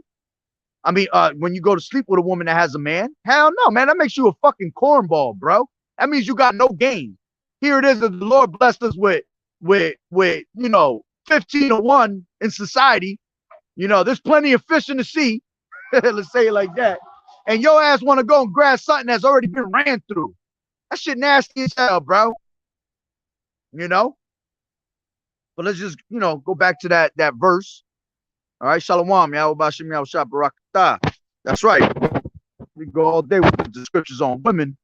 Ecclesiasticus 25:19. All wickedness is but little to the wickedness of a woman. Let the portion of a sinner fall upon her. That's right. A wicked woman is given to the portion of a wicked man. This is why all our people, all right, our men always end up with a wicked ass woman. And then you want to sit there and complain, this bitch driving me nuts. I can't handle her. I can't take her no more. I want to kill this bitch. Well, that's because your ass is wicked. So if you wicked, all right, the Lord going to make sure he give you a wicked ass woman. All right. And any of you women that's doing that shit, man, you count it as a dog. And we already know what a dog is, a female dog. All right. A biatch. And then you want to get mad when a man calls you that shit. Nah, I know he ain't just called me that. Yeah, the Lord called you that. We ain't even got to call you that. The Lord himself called you that shit. And then you want to talk about, I'm blessed. The Lord knows my heart. Yeah, the Lord knows he about to destroy your ass, man. A lot of you women, so I tell you in Isaiah 32, 32nd chapter, arise you women and are at ease, man. You women are about to get crazy ass times, man. All right? You women are caught up in a fucking horrible ass time, man. All that harlot shit you wanted to do, all right? Matter of fact, let me grab that real quick. This is Ecclesiasticus 23. I want to keep calling yourselves cheating on a man and shit. Thinking that it's okay, thinking that y'all could date like it's nothing. This is 23.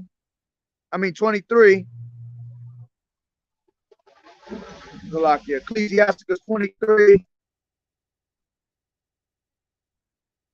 and 18. It says, a man that breaketh wedlock, saying thus in his heart, who seeth me, I am compassed about with darkness. All right. And this is talking about how a man broke wedlock with Yahweh Hashem Yahweh Shai. Okay. That's what he's referring it to as. But he's about to speak to you women on this part. All right. So it says, a man that breaketh wedlock, saying thus in his heart, who seeth me, I am compassed about with darkness. The walls cover me and nobody seeth me. What need I to fear? The Most High will not remember my sins.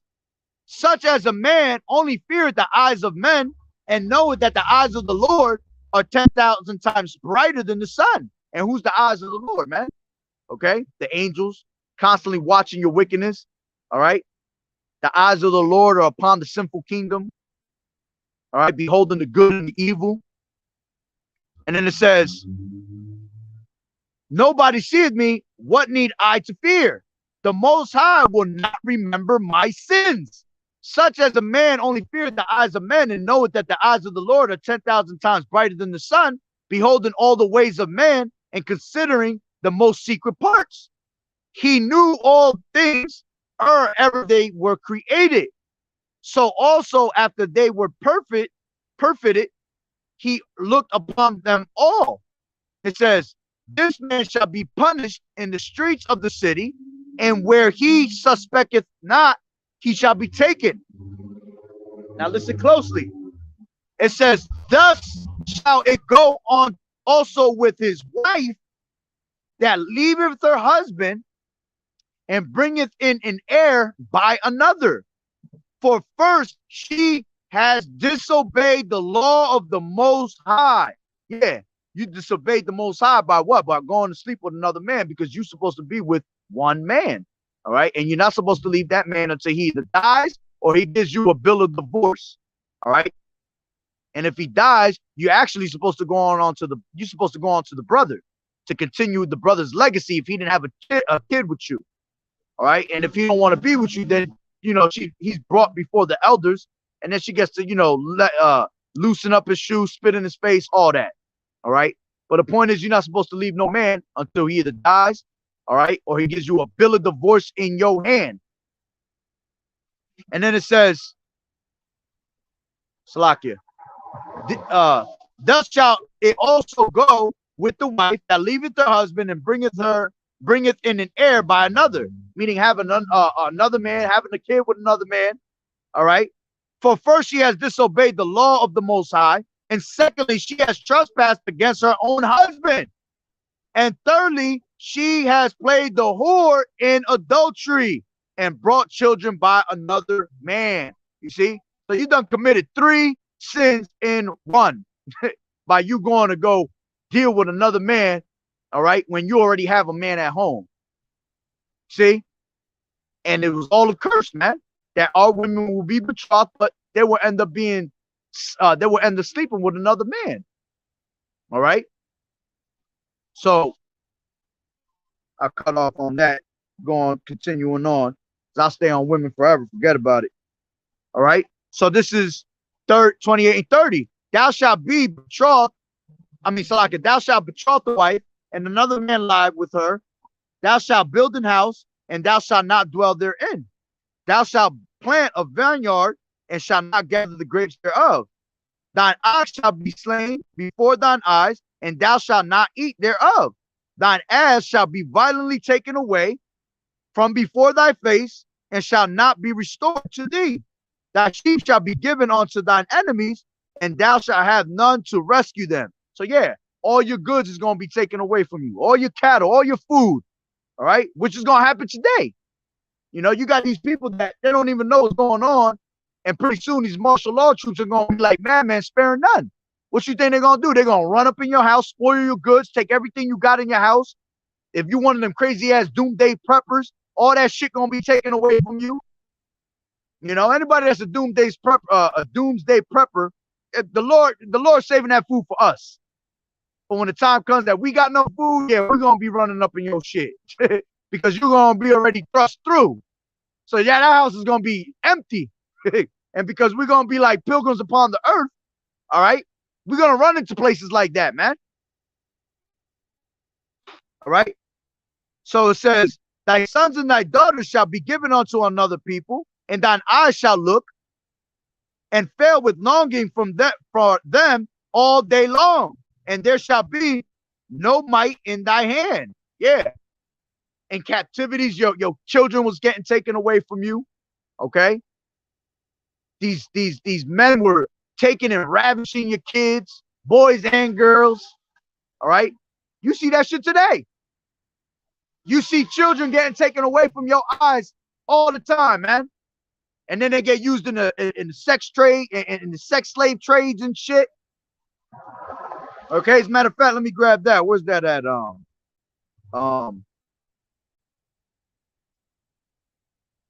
Sold the boy for a harlot, KJV. Nobody said anything about Soldier Boy. It says Soldier Boy for Haley. KJV. I did not say that. All right, this is Joel 3:3, and it says, and they have cast lots for my people and have given a boy for an harlot and sold the girl for wine that they might drink. You see? And they still doing crazy shit like that, man. Taking your children, taking your kids, making sacrifices for them, making sacrifices with them, drinking them for adrenochrome. All right? Your sons and your daughters get taken and they be used, again, sex slaves. Women become prostitutes and shit for these other nations. You know how many women out here getting snatched up, thrown in vans, and you never hear them again? Then they end up all the way in like fucking Australia or some shit. You know? Being sold. They got movies on shit like that, man.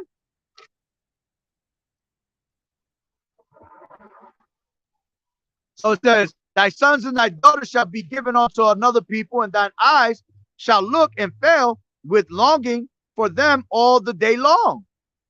And there shall be no might in their hand. You know? You're going to be looking for them. You can't find them, man. And it's funny because if you look on the back of the milk cartons or you look in the papers, they always got that one paper. Have you seen us? And who's always on that shit? Jake. You ain't going to see nobody else other than Jake on there, man. That says, the fruit of thy land and all thy labors shall a nation which thou knowest not eat up, and thou shalt be oppressed and crushed always. Oppression all day. We're oppressed every single day of our lives. And y'all been oppressed so much that you got what you call Stockholm Syndrome. You actually love your oppressor now because you've been oppressed so damn long. You know? Let's go into that word real quick. Stockholm Syndrome. Definition of Stockholm Syndrome. It says feelings of trust or affection felt in many cases of kidnapping and hostage taken by a victim toward a captive. Toward a captor. Okay? It says, Stockholm Syndrome is a condition in which hostages developed a psychological bond with their captors during captivity. See, this damn devil has psychologically fucked you so bad that your ass love your oppressor now. And this is why you go down to Egypt for help. This is why you trust in your oppressor instead of trusting in Yahweh B'Shem Yahushua, man. That's bugged out. You can miss me with all the bullshit. All right? It says 34. So that thou shalt be mad for the sight of thine eyes, which thou shalt see. Meaning what? That you're going to be sad as hell, mad as hell for all the tragedy you see. And you still not going to turn your way from the fucking wickedness, man. Just like it's saying, let me grab that real quick. The second Ezra's, I think I got it right in my hands. Yep. Second Ezra 16 and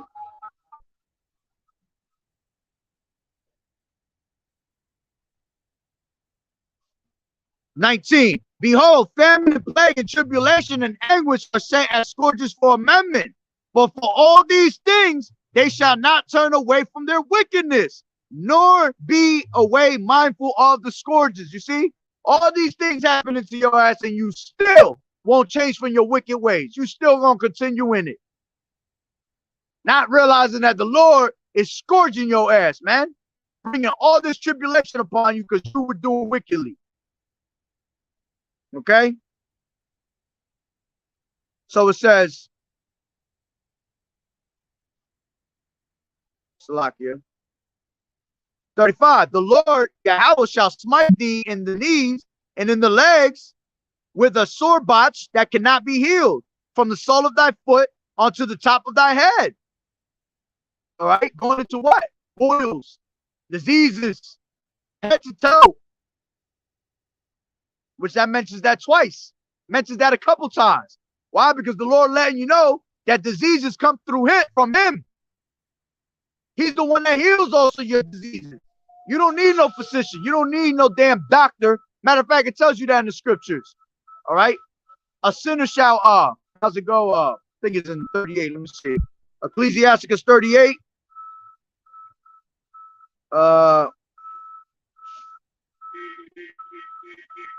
Yep.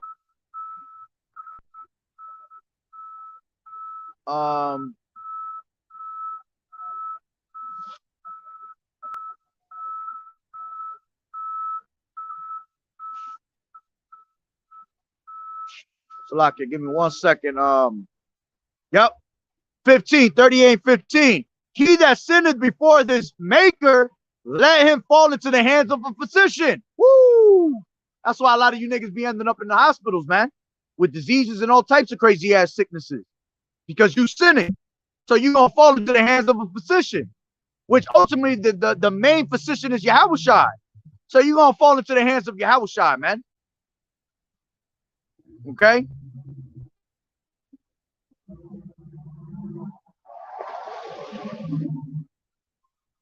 Let me grab what was I just thinking about too. Let me read that again.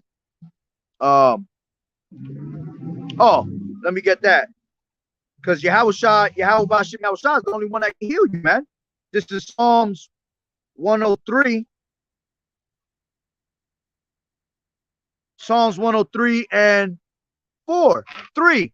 Who forgiveth all thine iniquities, who healeth all thy diseases. Matter of fact, let me grab it too.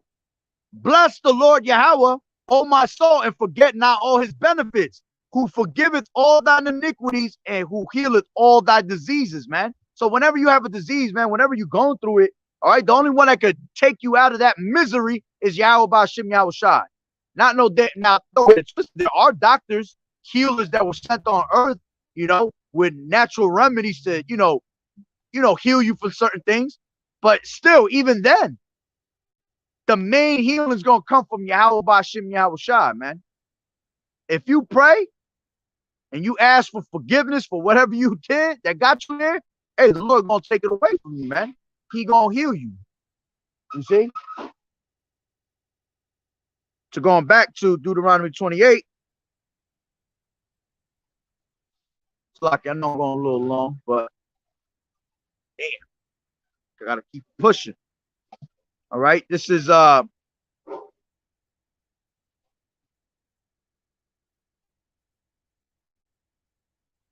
36. The Lord Yahweh B'Shem Yahushai shall bring thee and thy king, which thou shalt set over thee, unto a nation which neither thou nor thy fathers have known.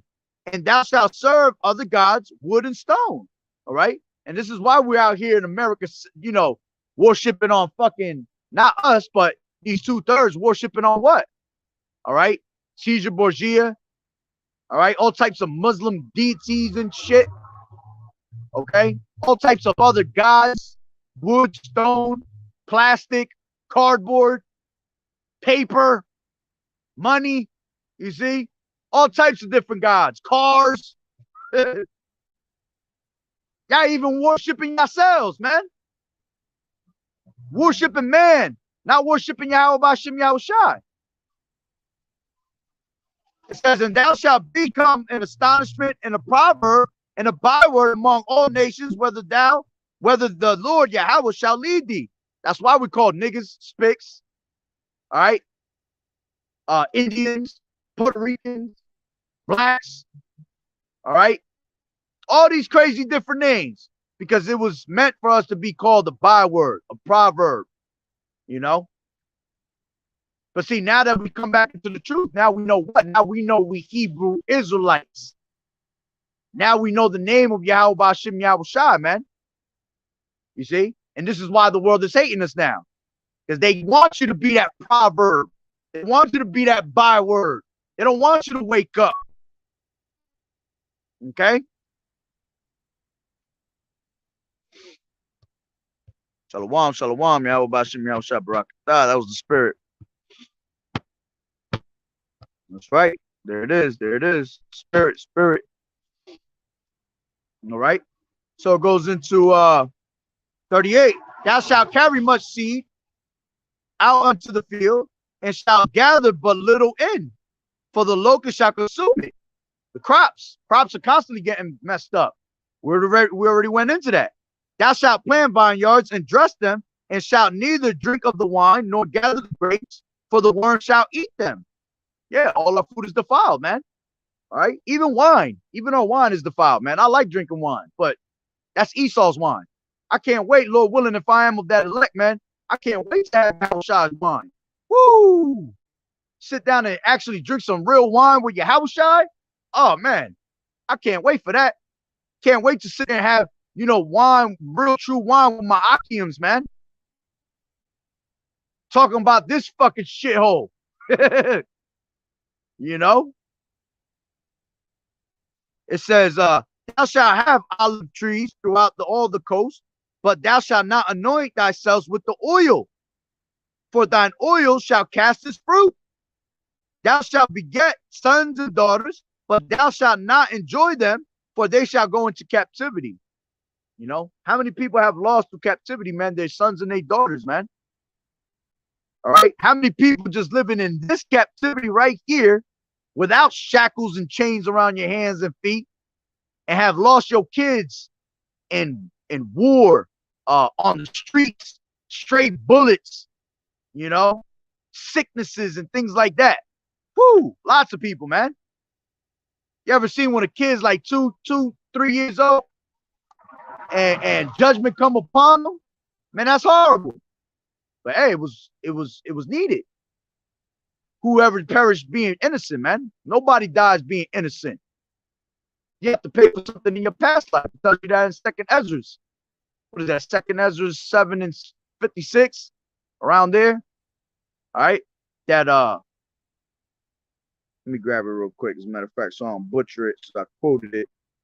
This is Second Ezra's 7:56. That's it. Yep. For while we lived and committed iniquity, we consider not that we should begin to suffer for it after death. That's how you know that we live in reincarnation. So when you do wickedly in your past life, you're going to be just for it in this life, man. That's why you got to pray for mercy upon your past life, this life, because you don't have remembrance of what your past life was. It tells you that in Ecclesiasticus 1:11. All right, there's no remembrance of the former things. Okay? Going back, it says, 42, all thy trees and fruit of the land shall the locust consume. The stranger that is within thee shall get up above, very high, and thou shalt come down very low. Yeah, that's why you got all these other nations ruling over you. Storehouses, you constantly making them niggas rich, while your ass is sitting there buying their bullshit ass food, all their poison. Okay? Come out here, what do you see in the hood? All right? You see a liquor store infested with who? With Akis, man. With a bunch of, what do you want? You want Hennessy? You got one of those red dot Indians up in there, man. You got to go to gas to get gas in your car. Who you get it from? Aki. Okay? You go to these liquor stores, again, who's in there? Aki. They always put a Chinese restaurant, Chinese store, Chinese food in the ghetto. You know?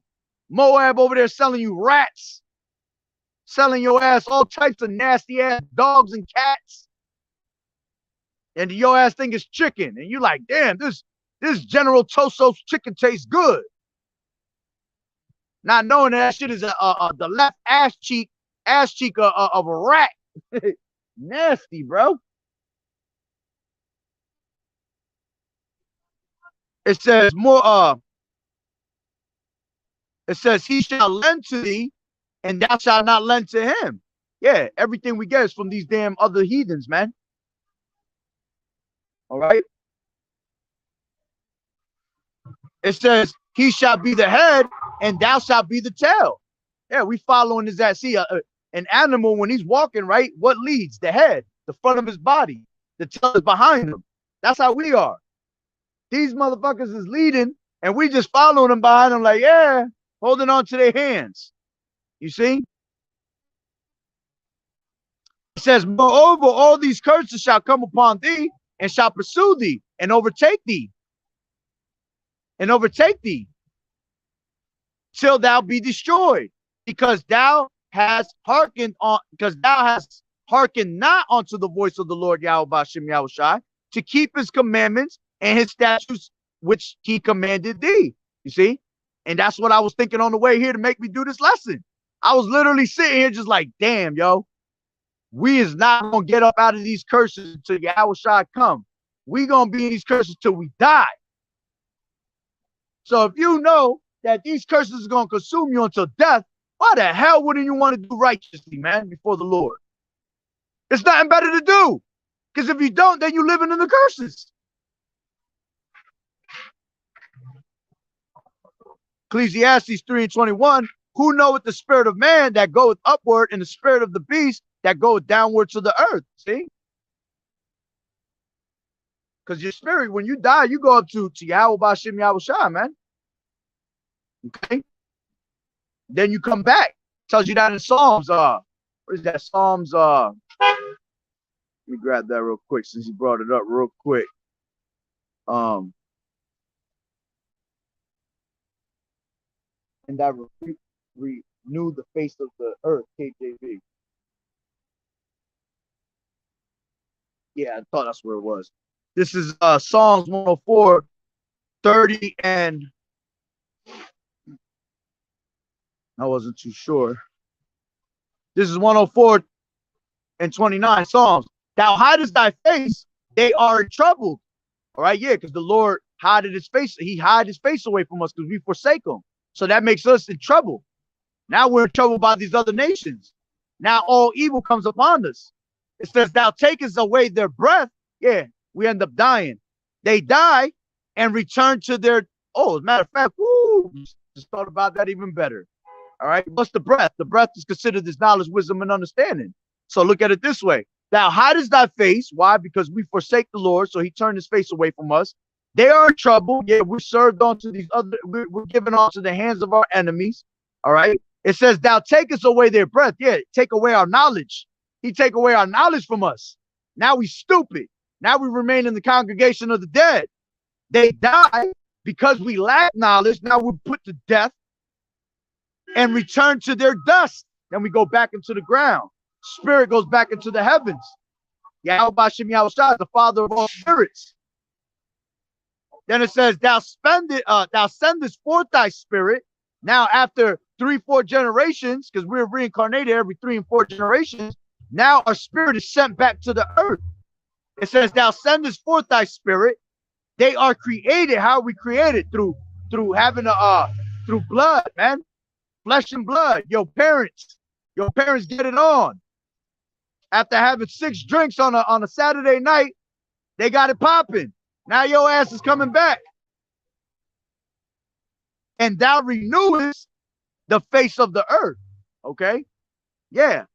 Because one generation passeth and another generation cometh. But the earth abideth forever, like it tells you in Ecclesiastes 1 and 3 and 4, 1 and 4.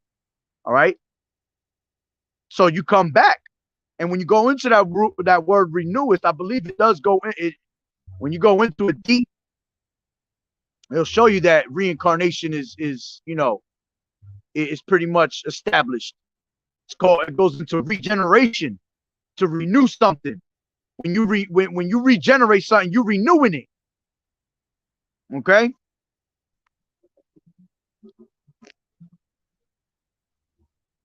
So let me go back to that. Deuteronomy 28 and 45. It says, moreover, the hell's this damn what are you fucking doing on the other side of the road, bro? It says, moreover, all these curses shall come upon thee and shall pursue thee and overtake thee till thou be destroyed, because thou hast thou hearkenest not unto the Lord to keep his commandments and his statutes, which he commanded thee. Pretty ass chick. I don't know. She looking at me. She watching me. What? It says, and they shall be upon thee for a sign and for a wonder, and upon thy seed forever. Yeah, and this is why, you know, it is a wonder, because we wonder who the hell were these curses pertaining to. But through the spirit and power of Yahweh Ba'ashem Yahushua and him setting up his pastors according to his heart that should feed you with knowledge and wisdom and understanding, now we know who those pertain to, man. And nobody went through those curses like the so-called Negro, Latino, Native American Indians, man. And then it says, because thou servest not the Lord Yahweh Ba'ashem Yahushua thy power with joyfulness and with gladness of heart for the abundance of all things. Yeah, our people is fucking, what do you call that? Ungrateful, man. They'll give credit to everything else other than Yahweh Ba'ashem Yahushua, man. The creator of all things. The creator of you. And our people don't give no props, let's just say it. How they say it in today's society. Where the props at? They give him no props for the things that he has given us, for the mercy he has given us and had upon us, even after being wicked as hell, still having mercy on you to this day by giving you this truth, giving you a chance to repent. And of course, they just what? Forsake it. They turn the shoulder like it's some drugs or some shit. Nah, I don't want that, yo. Bad for me. Bugged out. And it says, therefore shalt thou serve thine enemies, which the Lord Yahweh Ba'ashem Yahushua shall set against thee in hunger and in thirst and in nakedness and in want of all things. And he shall put a yoke of iron upon thy neck until he has destroyed thee. Did we not serve captivities, man? We've been into 7 captivities. Okay? 7 captivities. This one being the last one. Which is beautiful because 7 represents completion. So we've completed our amount of captivities, man. And it's time for us to get up out of here, man. Did we not serve our enemies everywhere we go? Do we not go for in want of all things to our enemy? Does not this society go to the government for the want of all things? Is that not what the damn devil's doing to you now? Making you suffer to make you go to him for the want of all things? And that's why he's putting on, that's why he's bringing his agenda forth and ultimately bringing in what? All right? That Rice Krispie treat that's waiting for your ass. Because your ass is not going to be able to do nothing in society unless you have the Rice Krispie treat, man. So that's making you go to him for the want of all things. You're going to want to have a house? You're going to have it. You're going to want to eat? You're going to have it. You're going to want to drink? You're going to have it. You want a job? You're going to have it. You see? And it's only going to come through his hand, man. By his hand, he's going to give it to you. And what's going to ultimately happen is that when you go down to Egypt for help, you're going to be destroyed. Matter of fact, let's grab that real quick. This is Isaiah.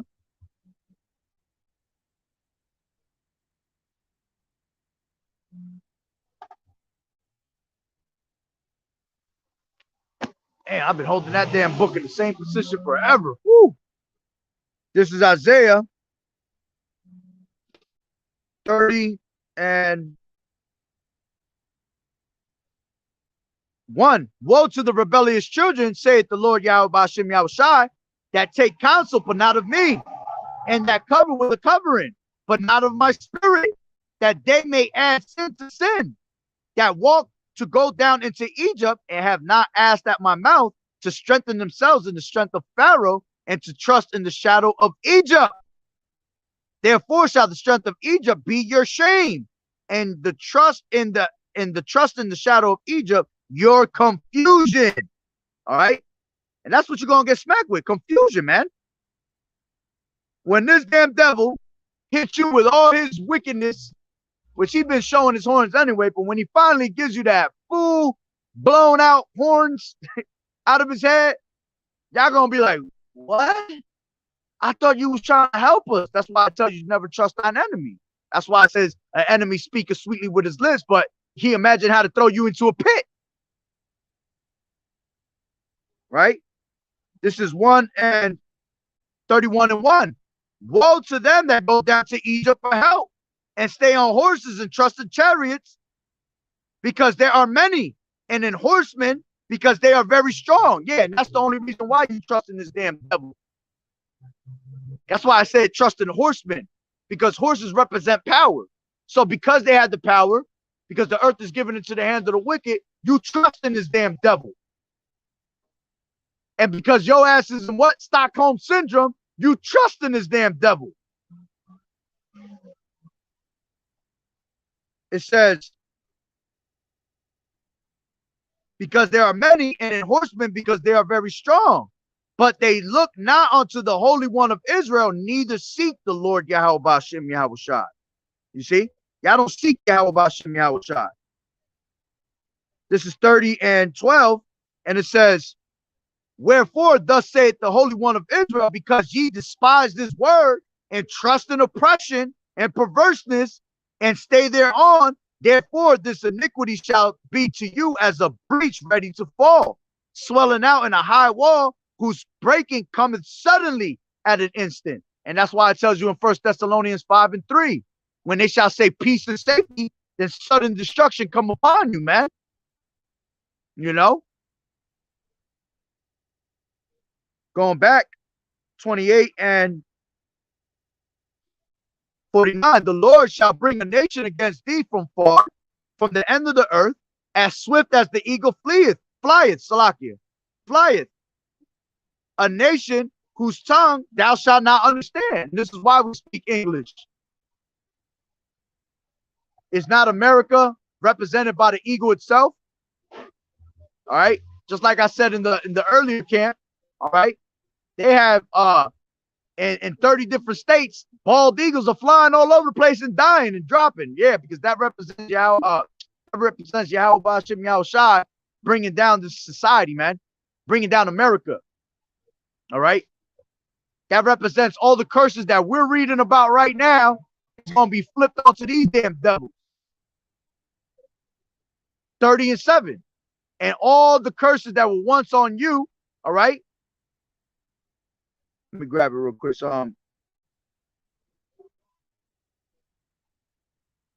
It says, and the Lord Yahweh Ba'ashem Yahweh Shai, thy power will put all these curses upon thine enemies and on them that hate thee, which persecuted thee. You see?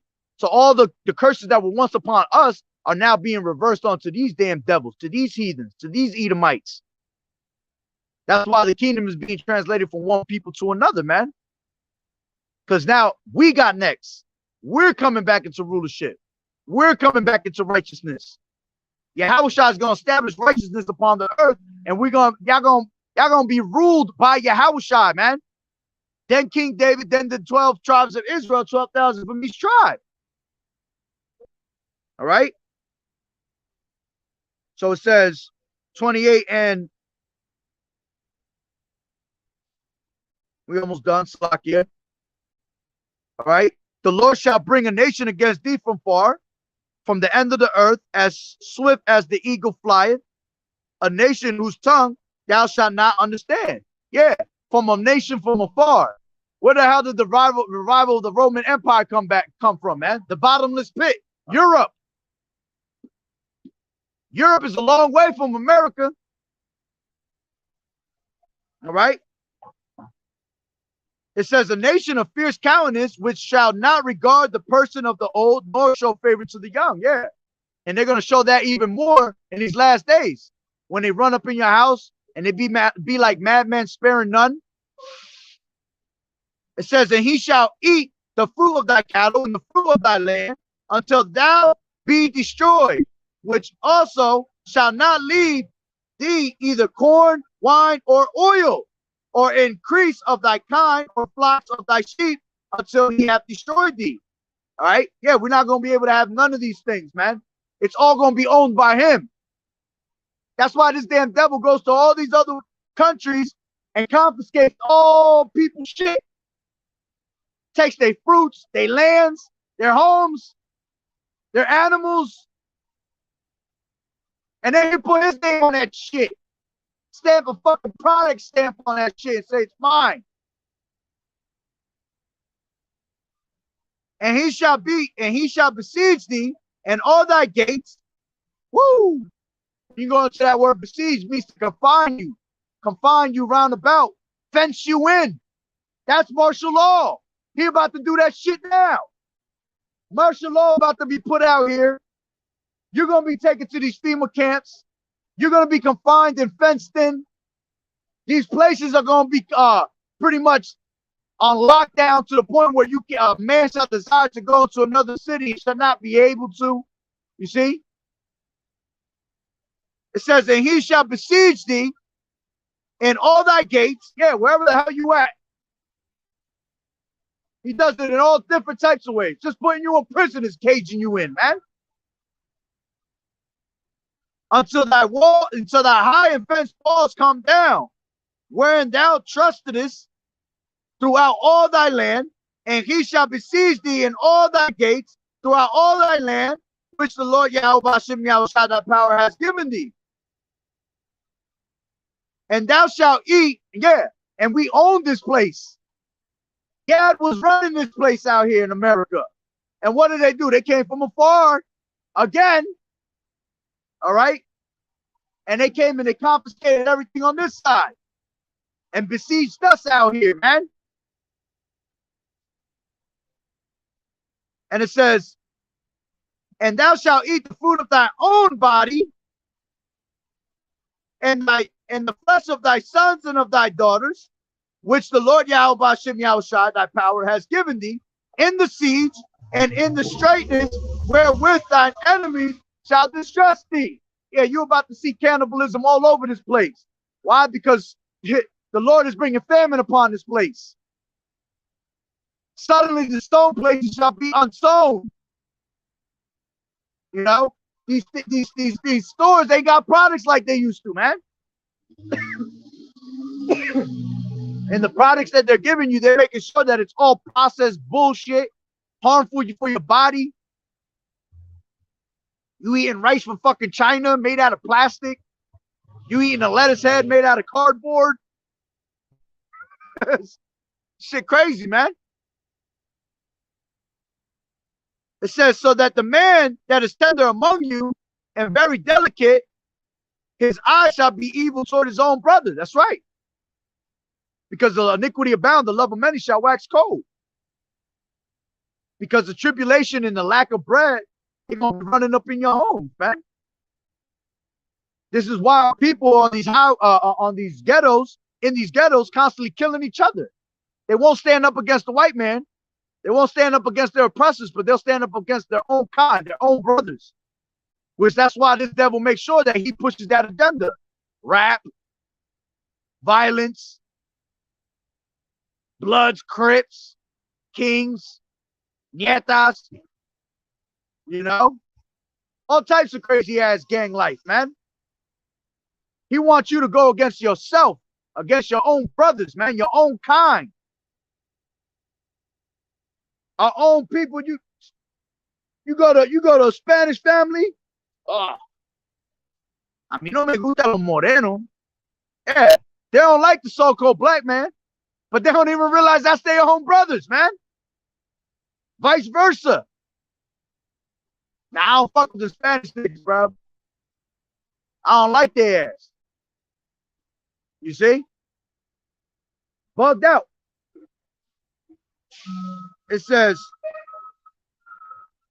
so that the man that is tender among you and very delicate, his eye shall be evil toward his brother, and toward the wife of his bosom, and toward the remnant of his children, which he shall leave. That's why, because you women is fucking so wicked, that's why your man leave your ass, man. Which at the end of the day, a man can have another wife, but we're not going to get into that. And that's another lesson. All right. But, you know, our own men, they don't even want to be around their own children, man. They don't want to be fathers. Why? Because they fathers and fathers wasn't around. It's the circle of life, man.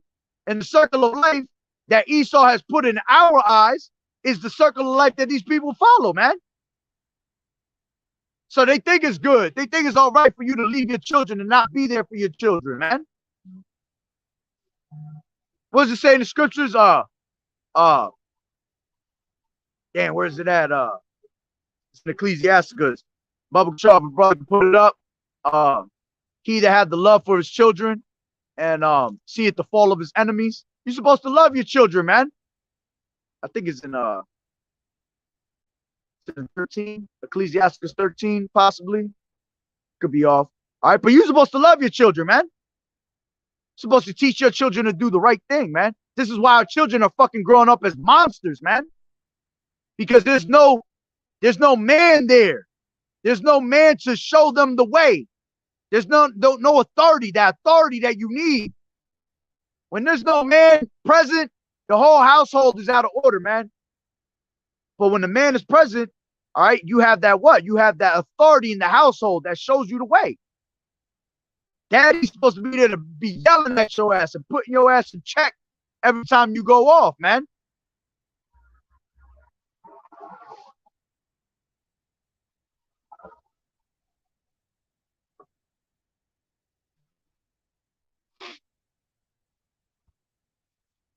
Ecclesiasticus 25. Salaki, I don't know why I said 13. 25 and 7. There be 9 things which I have judged in mine heart to be happy, and 10 I will utter with my tongue. A man that have joy of his children, and he that liveth to see the fall of his enemy. You see? So the Lord loved those that love his children, man. Matter of fact, does not the Lord, which is considered as our Father, love his children? Love Israel? Even after all the wickedness we did, he still loves us, man. We still the chosen people. This is why we get chastised and things like that, because he loves his children. And a man that loves his children has to be present to give that chastisement to his kids, to put them in check, you know, to teach them the ways. Can't leave it up to the woman. The woman was deprived from wisdom, man. In order for the women to have the wisdom, they have to have the man present to teach them. And then the woman teaches her kids. Why? Because she has the wisdom that's given to her from her husband. You see? This is 2nd Ezra 15 and 57, which is from the past scripture. Thy children shall die of hunger, and thou shalt fall through the sword, and the city shall be broken down, and all thine shall perish with the sword in the field. They that be in the mountains shall die of hunger, and eat their own flesh, and drink their own blood, for the very hunger of bread and the thirst of water. See? There'll be a whole lot of cannibalism and death of just straight famine. So I tell you that in Lamentations 4:9, it's better to be, you know, killed with the sword than to die from hunger, man. Die of starvation. Horrible. You know? Our niggas can't even go 2 days. I didn't even rephrase that. These people out here can't even go 3 hours without eating something, man. Stomach all rumbling. Start talking to you. You're like, I gotta eat. You know? Imagine when your ass ain't got food for 3-4 days, man.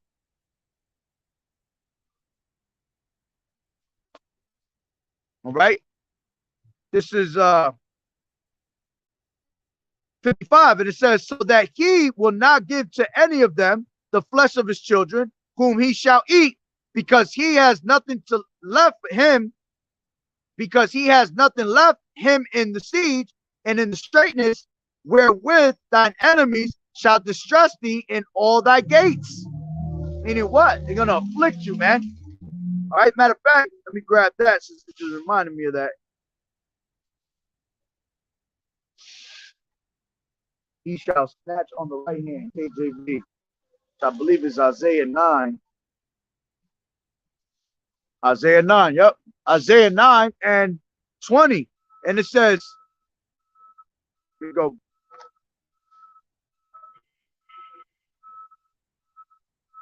Nine and 18. For wickedness burneth as the fire, it shall devour the briars and thorns, and shall kindle in the thickets of the forest, and they shall mount up like the lifting up of smoke.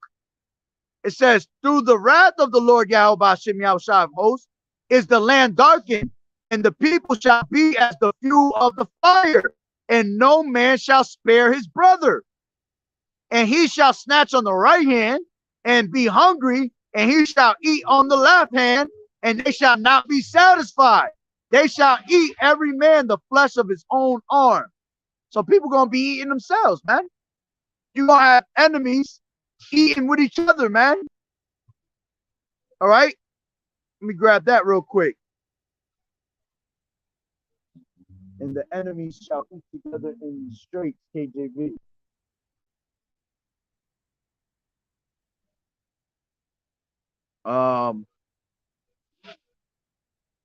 One second.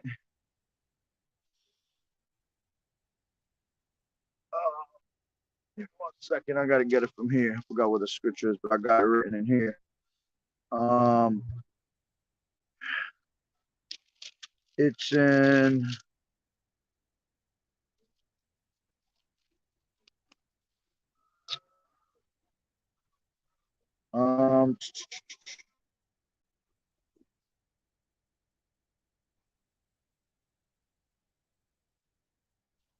is it Isaiah 65? Isaiah 65. Salakia. Isaiah 65.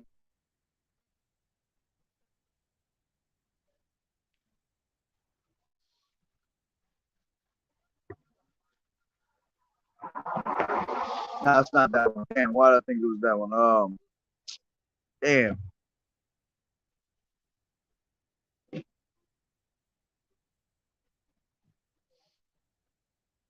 That's right.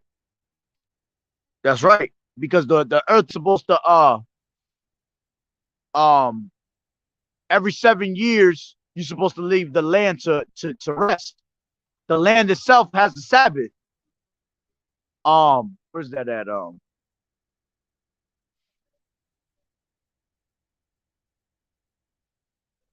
7 years shall give the land rest. KJV.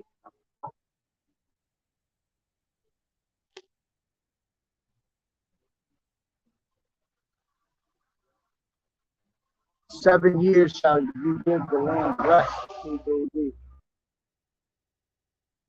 I mean, Salaki, that's how it would. Leviticus 25 and 4. It says, 6 years thou shalt sow thy field, in 6 years thou shalt prune thy vineyard and gather in the fruit thereof. But in the 7th year shall be a Sabbath of rest unto the land, a Sabbath for the Lord Yahweh Bashem Yahushai. Thou shalt neither sow thy field nor prune thy vineyard. Yeah, so the earth itself is supposed to have, the water. The earth itself is supposed to have a Sabbath. After on that 7th year, you're supposed to let it be for a whole year. You're not supposed to touch. You're not supposed to till, nothing, because it gives the earth a chance to rejuvenate itself. And then after that year, man, the things of the land, which the Gad used to do that, man. Gad used to follow by that. All right. But after that year of no, sowing and nothing like that, your fruits come back even better. Everything come back good. But because this devil's constantly drilling in the earth and destroying the earth, that's why everything is destroyed. All right. What's the one precept I'm looking for?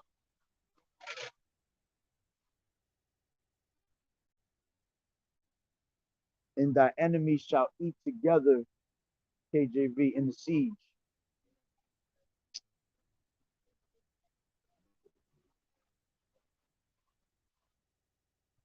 Damn, I forgot what that precept is.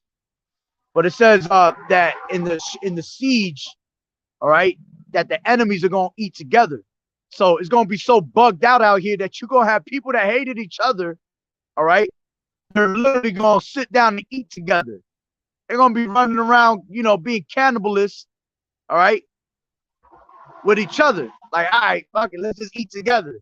I know I hate you, but we gonna kill this damn person right here so we can both eat. Forgot what that scripture's at though. All right, but let me continue. I think it's in Isaiah too. It's bothering me like crazy right now.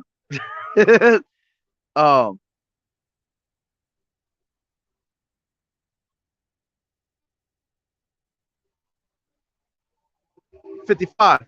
So that he will not give to any of them the flesh of his children, whom he shall eat, because he, Salaki, Deuteronomy 28 and 55. So he will not give to any of them the flesh of his children, whom he shall eat, because he has nothing left in the siege, and in the straightness wherewith thine enemies shall distress thee in all thy gates. Hold on real quick. I got you real quick. You know, when it's just you want certain scripture, you gotta find it. Let me see if it comes up this way.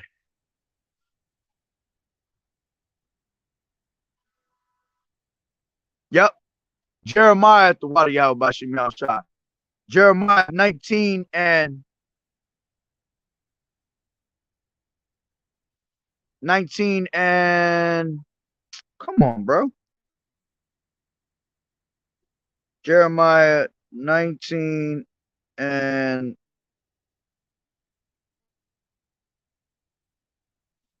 8. And I will make the city desolate and in Hisson, everyone that passeth by shall be astonished in his because of the plagues thereof. And I will cause them to eat the flesh of their sons and the flesh of their daughters, and they shall eat every one the flesh of his friend in the siege and straightness wherewith their enemies, and they that seek their lives shall straighten them. So you're going to be sitting with your enemy eating on somebody, man, because you're going to be so hungry. That's bugged out right there. And you see that shit in movies, man. What's that movie? What was it? Bird Box, I believe it was called, with Sandra Bullock. You know, enemies just sitting there together, trying to eat on somebody, man. All right, but let me go back. 28, Deuteronomy 28 and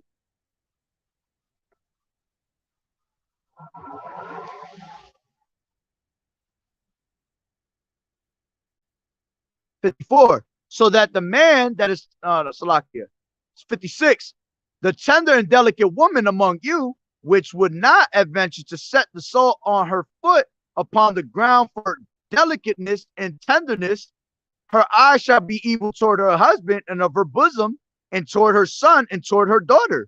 You see, her own kids she's going to be against, her own husband. Just like it says, she will not set upon the ground for delicateness and tenderness. Yeah, she won't humble herself. This woman not going to humble herself. This woman wants to take over the world. She wants to be just like Esau. She wants to rule everything. And it all goes back to the garden, because you had the serpent that gave her the philosophy that she could rule, that she could be a god also. You see? That she was not going to die. She was going to be all right. Because at the end of the day, the serpent did, you know, what he said about us being gods, it was true. All right? But he told her that she was not going to die, that she was not going to have to pay for it. So she believed it. You see? And ultimately, the ones that's going to be gods is the men. All right? And it says, and toward her young one that cometh out from between her feet, and toward her children, which she shall bear, she shall eat them for the want of all things, secretly in the siege and straightness. Where, man, I forgot these precepts was in here, man. As I'm reading them, this is all martial law. This is all when famine of the food comes upon us. These are all gonna happen. These are all cannibalism scriptures right here, man. Got to do a whole video on that again. Right? And it says, and she shall eat them for the want of all things secretly in the siege and straightness. That's why it tells you that in Second Kings. Is it Second Kings or First Kings 6 and 25? All right. The famine in Samaria. All right. You had the two women that they ended up boiling up their kids and eating them, but the one deceived the other one and hid her son. You know, Lamentations tells you that the women, the pitiful women, shall sodden their children, meaning boil up their children in the time of famine. It says, wherewith thine enemies shall distress thee in thy gate. If thou wilt not observe to do all the words of this law, all right, that are written in this book, that's a cut right there. All the laws are done away with. All right, well, it says here, if thou wilt not observe to do all the words of this law that are written in this book, that thou mayest fear this glorious and fearful name, the Lord Yahweh Bashem Yahushua thy power. Then the Lord will make thy plagues wonderful, and the plagues of thy seed, even great plagues, and of long continuance, and sore sickness, and of long continuance. Are we not continued in this shit for it feels like forever, you know? It feels like forever we've been in this shithole, man. Because it's that the long continuance of these curses upon us. All right? The brother Nahar put it up. Beautiful. This is 2nd Ezra 5 and 8. There shall be a confusion also in many places, and fire shall be offset out again, and the wild beasts shall change their places, and menstruous women shall bring forth monsters. See? Why? Because they're not taking care of their kids. They're not playing their duty as a woman. They're not doing what they're supposed to be doing, taking care of their kids, being at home. No, they celebrating. They're having a good old time. They partying up. They want to be just like a man and work. They want to have 3-4 jobs, you know? So what happens? There's nobody there. It's already bad enough the men are not there. So now the woman's not there. Now our kids become what? Monsters, man. Confused little monsters. Badass little kids. See a little fucking 5-year-old cursing your ass out. Little 5-year-old, what you want, nigga? I seen a video where a little ass 5-year-old kid had a straight gun in his hand and was telling his mother, his own mother, what you doing here? See, that's bugged out right there, man. That's how hurt and done our children are, man. Our people are. This is 2 Kings 6 and 28. And it says, and the king said unto her, what aileth thee? This was in the famine of Samaria. And she answered, this woman said unto me, give thy son that we may eat him today, and we will eat my son tomorrow. So we boiled my son and did eat him. Come on. And did eat him. And I said unto her on the next day, thy son, that we may eat him. And she hid her son. So she hid her son. Straight played him. She said, hell no, you ain't taking my son. I just said that because I was hungry. And it came to pass, when the king heard the words of the woman, that he rent his clothes, and he passed by upon the wall, and the people looked, and behold, he had sackcloth within upon his flesh. See, it's going to get ugly out here, man. It's going to get real ugly out here. This is 28:60 in Deuteronomy. Moreover, he will bring upon thee all thy diseases of Egypt, which thou wast afraid of, and they shall cleave unto thee. Yeah, and that's why he says that in 2nd Ezra 15. All right. I will strike Egypt as I have before with the plagues that were. Let's just grab it real quick. 2nd Ezra's 15 and 11. But I will bring them with a mighty hand and a stretched out arm, and smite Egypt with plagues as before, meaning America, because we're because we're spiritually Sodom in Egypt. All right. And it says Egypt with the plagues as before, and will destroy all the land thereof. You see? Same plagues that were happening in the time of Egypt are going to happen today. Pretty soon you're going to start seeing the Lord take away these firstborns, man. All your firstborns are about to be put to death out here, man. So it says, Salakia.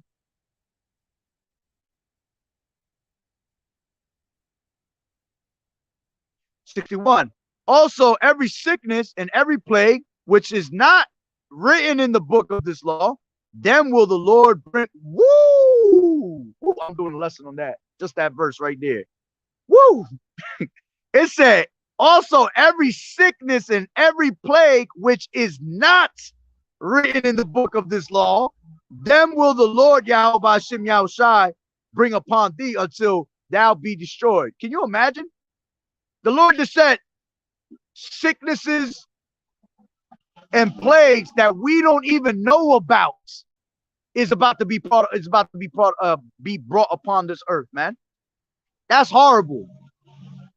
Just like he said he was going to have newly created creatures, you know, things we never seen before, creatures we never seen before running around out here, beasts.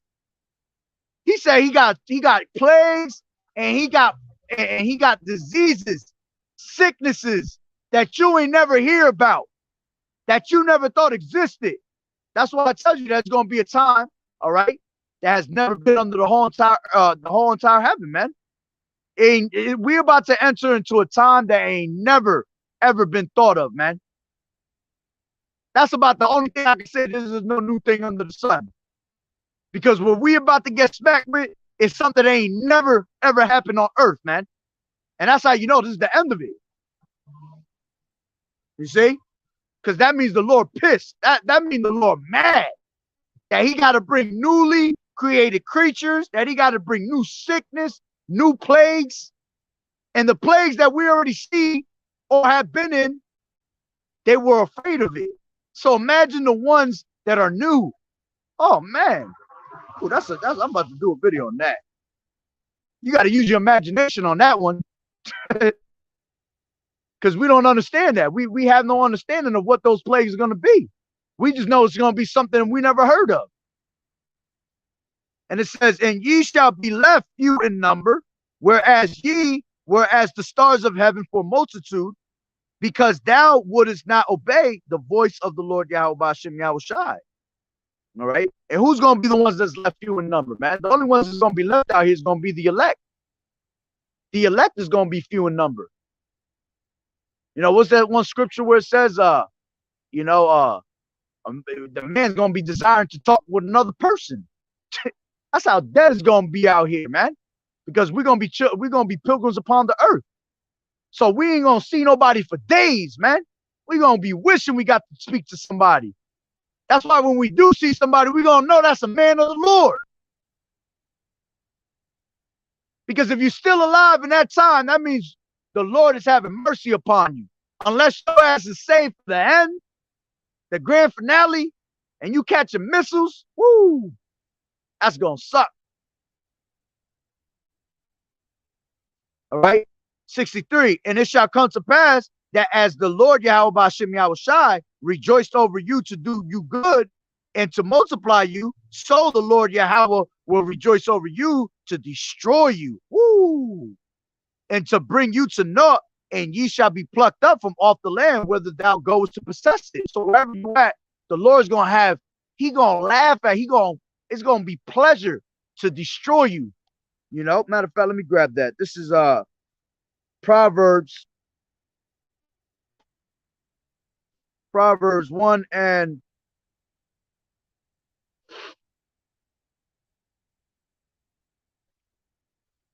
this is Proverbs 1 and 24. Because I have called and ye refused, I have stretched out my hand and no man regarded. But ye have set a naught on my counsel, would none of my reproof. I also will laugh at your calamity. I will mock when your fear cometh.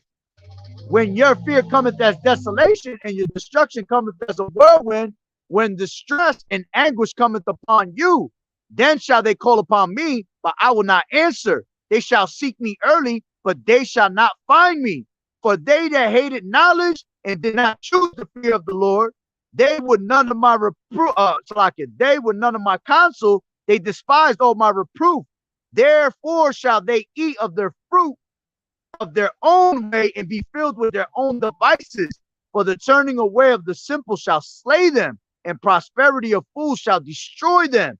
But whoso hearkeneth unto me shall dwell safely, and shall be quiet from the fear of evil. You see? So the Lord gonna laugh at you, man, because you didn't. Let me grab that real quick. Leviticus, where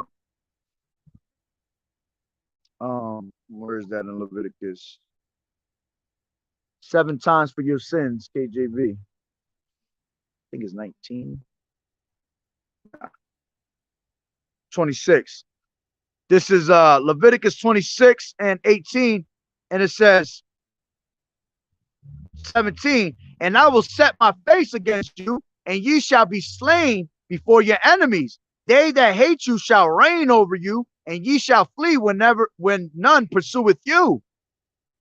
And if ye will not yet for all this hearken unto me, then I will punish you 7 times more for your sins. Woo! Woo! And the Lord gonna laugh at you too, while he punishing you for them sins, man. He gonna straight laugh at you. See, the Lord is a character, man.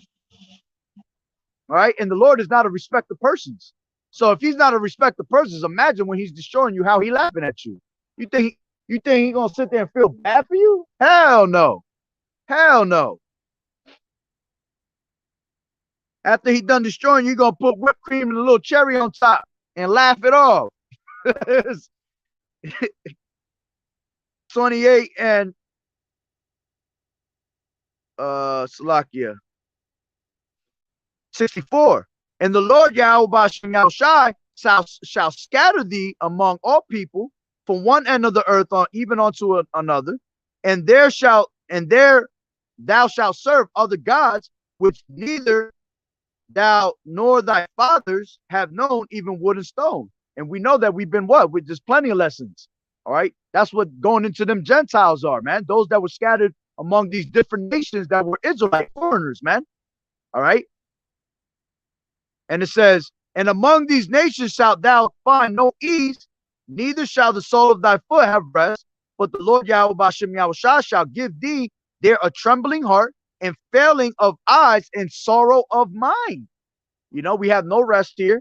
All right. We're constantly found with no ease amongst all. It don't matter where you go. You could, if you look on the news right now, bro, you see Israelites in all these other countries getting oppressed heavy and heavier every single time, because you're not going to find no ease no matter where you go. You got people trying to escape America and try to go back to their homelands, all right? Back to the countries that they grew up in. And when you go there, what you find? The same shit you found over here, man. Because it don't matter where you go, man. You're not going to find rest for your souls. The only way you find rest for your souls is just through Yahweh Bashem Yahushua, man. That's the only way you can get it. This truth is your rest for your souls. This truth is the rest for your feet. You see? This truth is that comfortableness that you, well, let me not even say that, because you can never get comfortable in this place. This is not our rest. But see, when you have this truth, man, it makes you feel, I feel all right. I feel good. Why? Because I have Yahweh Bashem Yahushua behind me, man. He watching me. He gonna fight for me at the end of the day.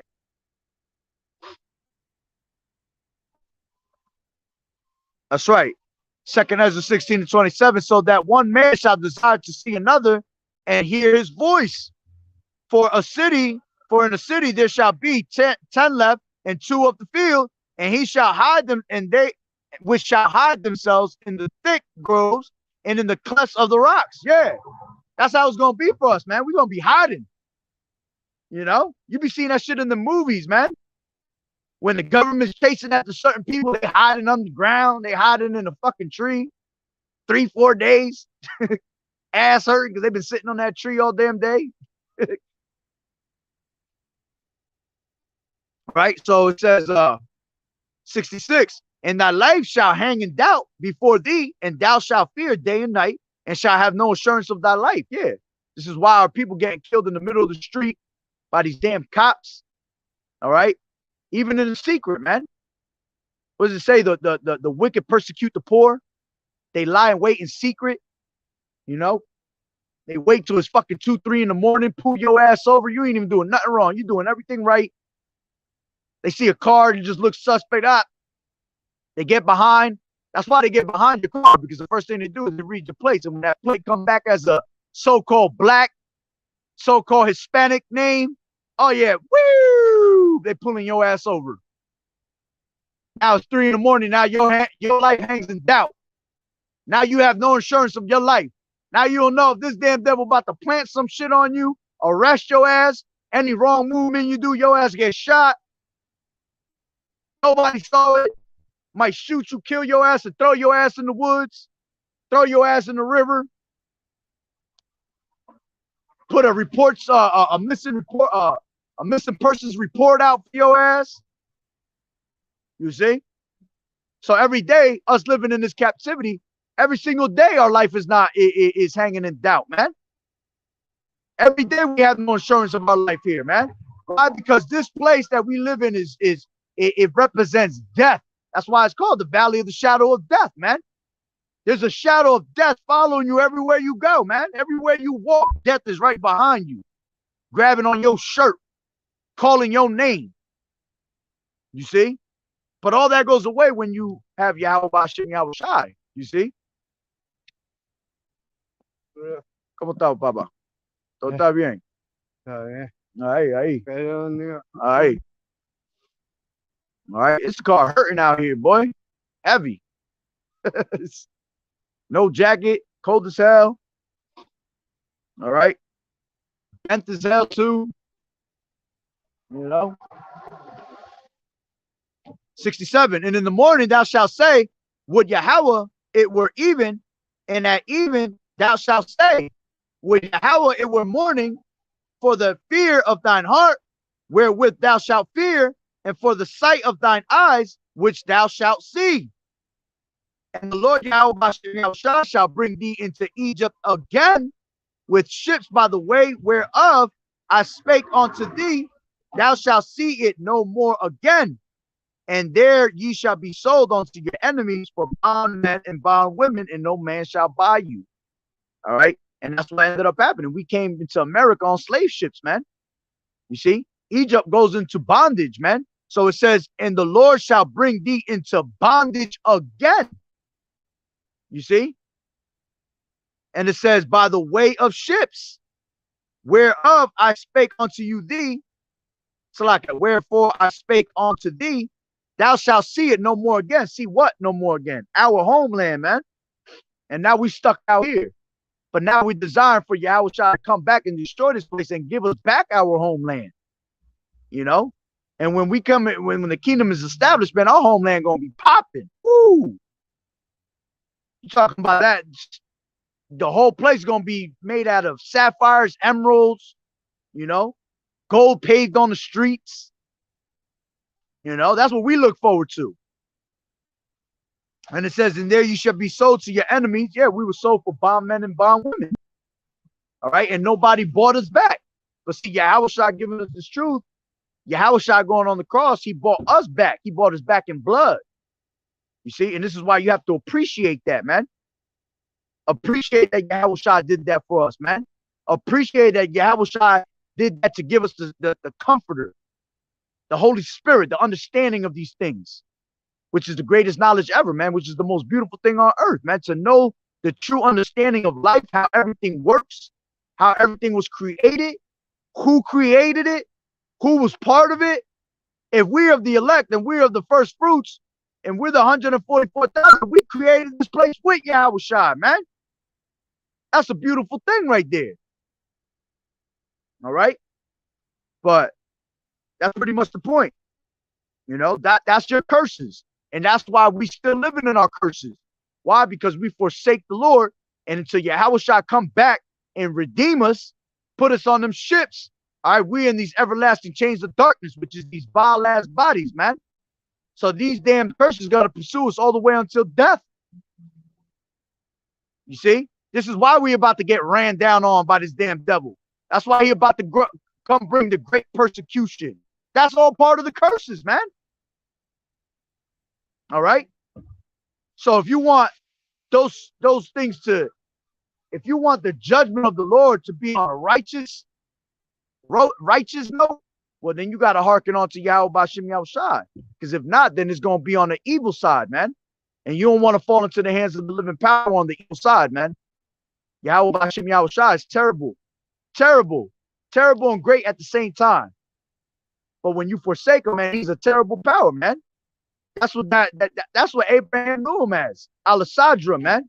Terrible demon-like power. All right. So you don't want no sauce with Yahweh Bashim Yahushua on the evil side, man. So, Lord willing that the lesson was edifying. So with that being said, Barakatah Yahweh, Barakatah Yahweh Shai, Call Haloyim La, Yahweh, Bahashem, Yahweh Shai, Bahashem Rakakudash. Double honors to the elders and apostles of Great Millstone who have taught me this truth. Blessed salutations to the brothers and the few sisters in this truth, and may y'all continue to keep, pushing the word, and you women continue to, stay in the word. We almost up out of here, man. A Bible ball. All right. And may Yahweh Bashim Yahushua bless each and one of y'all that's doing this work in sincerity and in truth, with many blessings, man. May he watch upon our households, all right, in the time of destruction, and remember us for the works that we've ministered, So, Lord willing, the lesson was edifying. The Water brothers for tuning in. The Water for the scriptures as always, lessons within lessons, and just keep fighting the good fight of faith and enduring as a good soldier of Yahushua and staying fervent in the spirit, which you brothers are fervent in the spirit at all times, man. But continue. A Bible ball, man. This place is going down little by little, and we see it coming. It's right around the corner. Pretty soon we ain't gonna be making these videos no more. Pretty soon ain't gonna be no us talking to each other no more, man. Because we're gonna be in this straight shithole out here, man. All right. But hey, may the blessings, fall upon your households and continue to work in the faith, man. Shalom, shalom. Yahweh Bashim Yahushua Barakatham. Barak call Akim in the Aquas. Shalom, shalom.